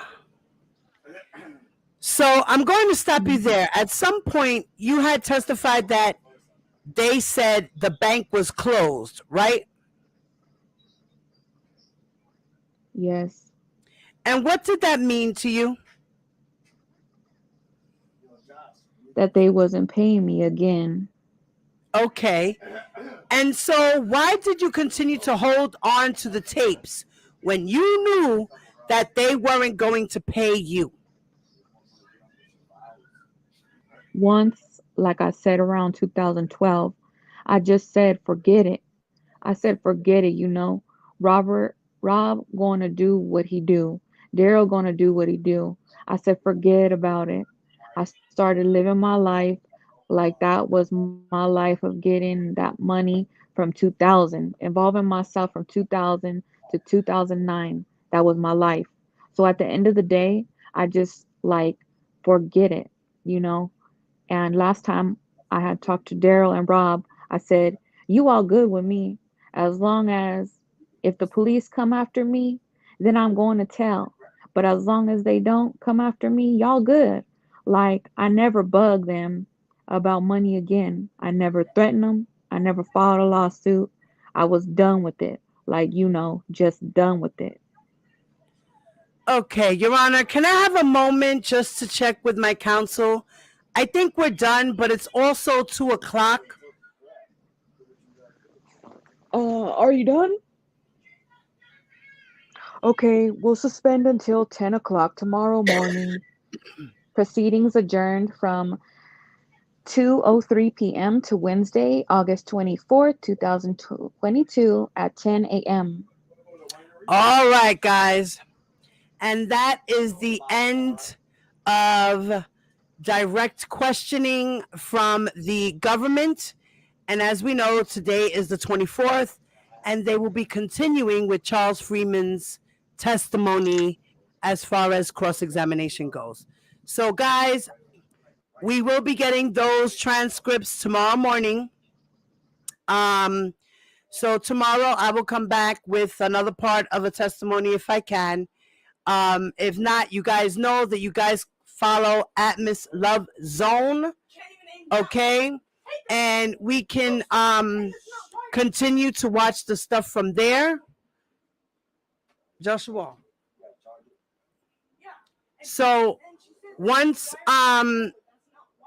you guys can, like I said, you guys can check that out on Miss Love Zone's channel. All right, he's doing the full transcripts. I believe he's supposed to be live now. So if you guys can, one of my moderators, please drop Atmos's link in the chat, please, so that those who are new can go and follow his channel for the complete full transcript reading. Okay, and guys, if you would like to donate for the transcript reading, please do so. All of you guys that have donated so far, it has been great. We are on a good flow. We are already paid up for today's and tomorrow's, and we even have for Friday now. So we're good for the week, okay? So what I need you guys to do is just keep donating as you have, little by little. Every little bit counts. Every little bit helps. And we will continue to bring the trial of the Northern District of Illinois case to you, that Robert Sylvester Kelly and his co-defendants are part of, Daryl McDavid and Milton June Brown. Noonie, thank you so much, sweetheart, for coming up here and helping me out. As always, I love you, baby. You're welcome. Thank you, mommy. And guys, if you want to donate, as I said, you can hit my Cash App. It's $ Diva Divine Light. You can also PayPal me, Diva Divine Light, and you can also Zelle me, 347-664-9253.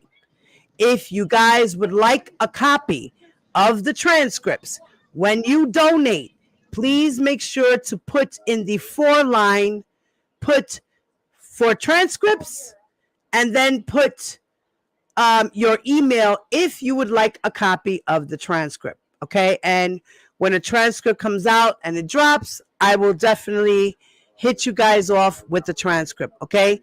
Only to those who are donating. If you are not donating, you will not get a copy. And that doesn't mean you donate one time and think you're going to get all the transcripts, because that's not how we're doing it. As long as you continue to donate, we will continue to provide you with copies. It only is fair, okay? Because a lot of us have put money in, okay? And it's only fair to those who put in money to receive a copy, okay? So I love you guys. Y'all already know. Please don't forget, hit that like button. Make sure you smash that like button. Please subscribe to the channel if you are not. We over here keep up with the R. Kelly trial. Thank you very much, guys, for all that you have been doing. Please make sure you hit the notification bell on the side. Put it on all. Share the video. Thank you. And for those who are on a replay, make sure you leave your comments in the comments section. Anyone's comments are welcome as long as they are respectful. If not, they will be deleted. Noonie, I love you. Thank you so much for helping me out today. Guys in the chat, I love y'all. Please make sure you go to Miss Love Zone's channel. Thank you, guys. Peace.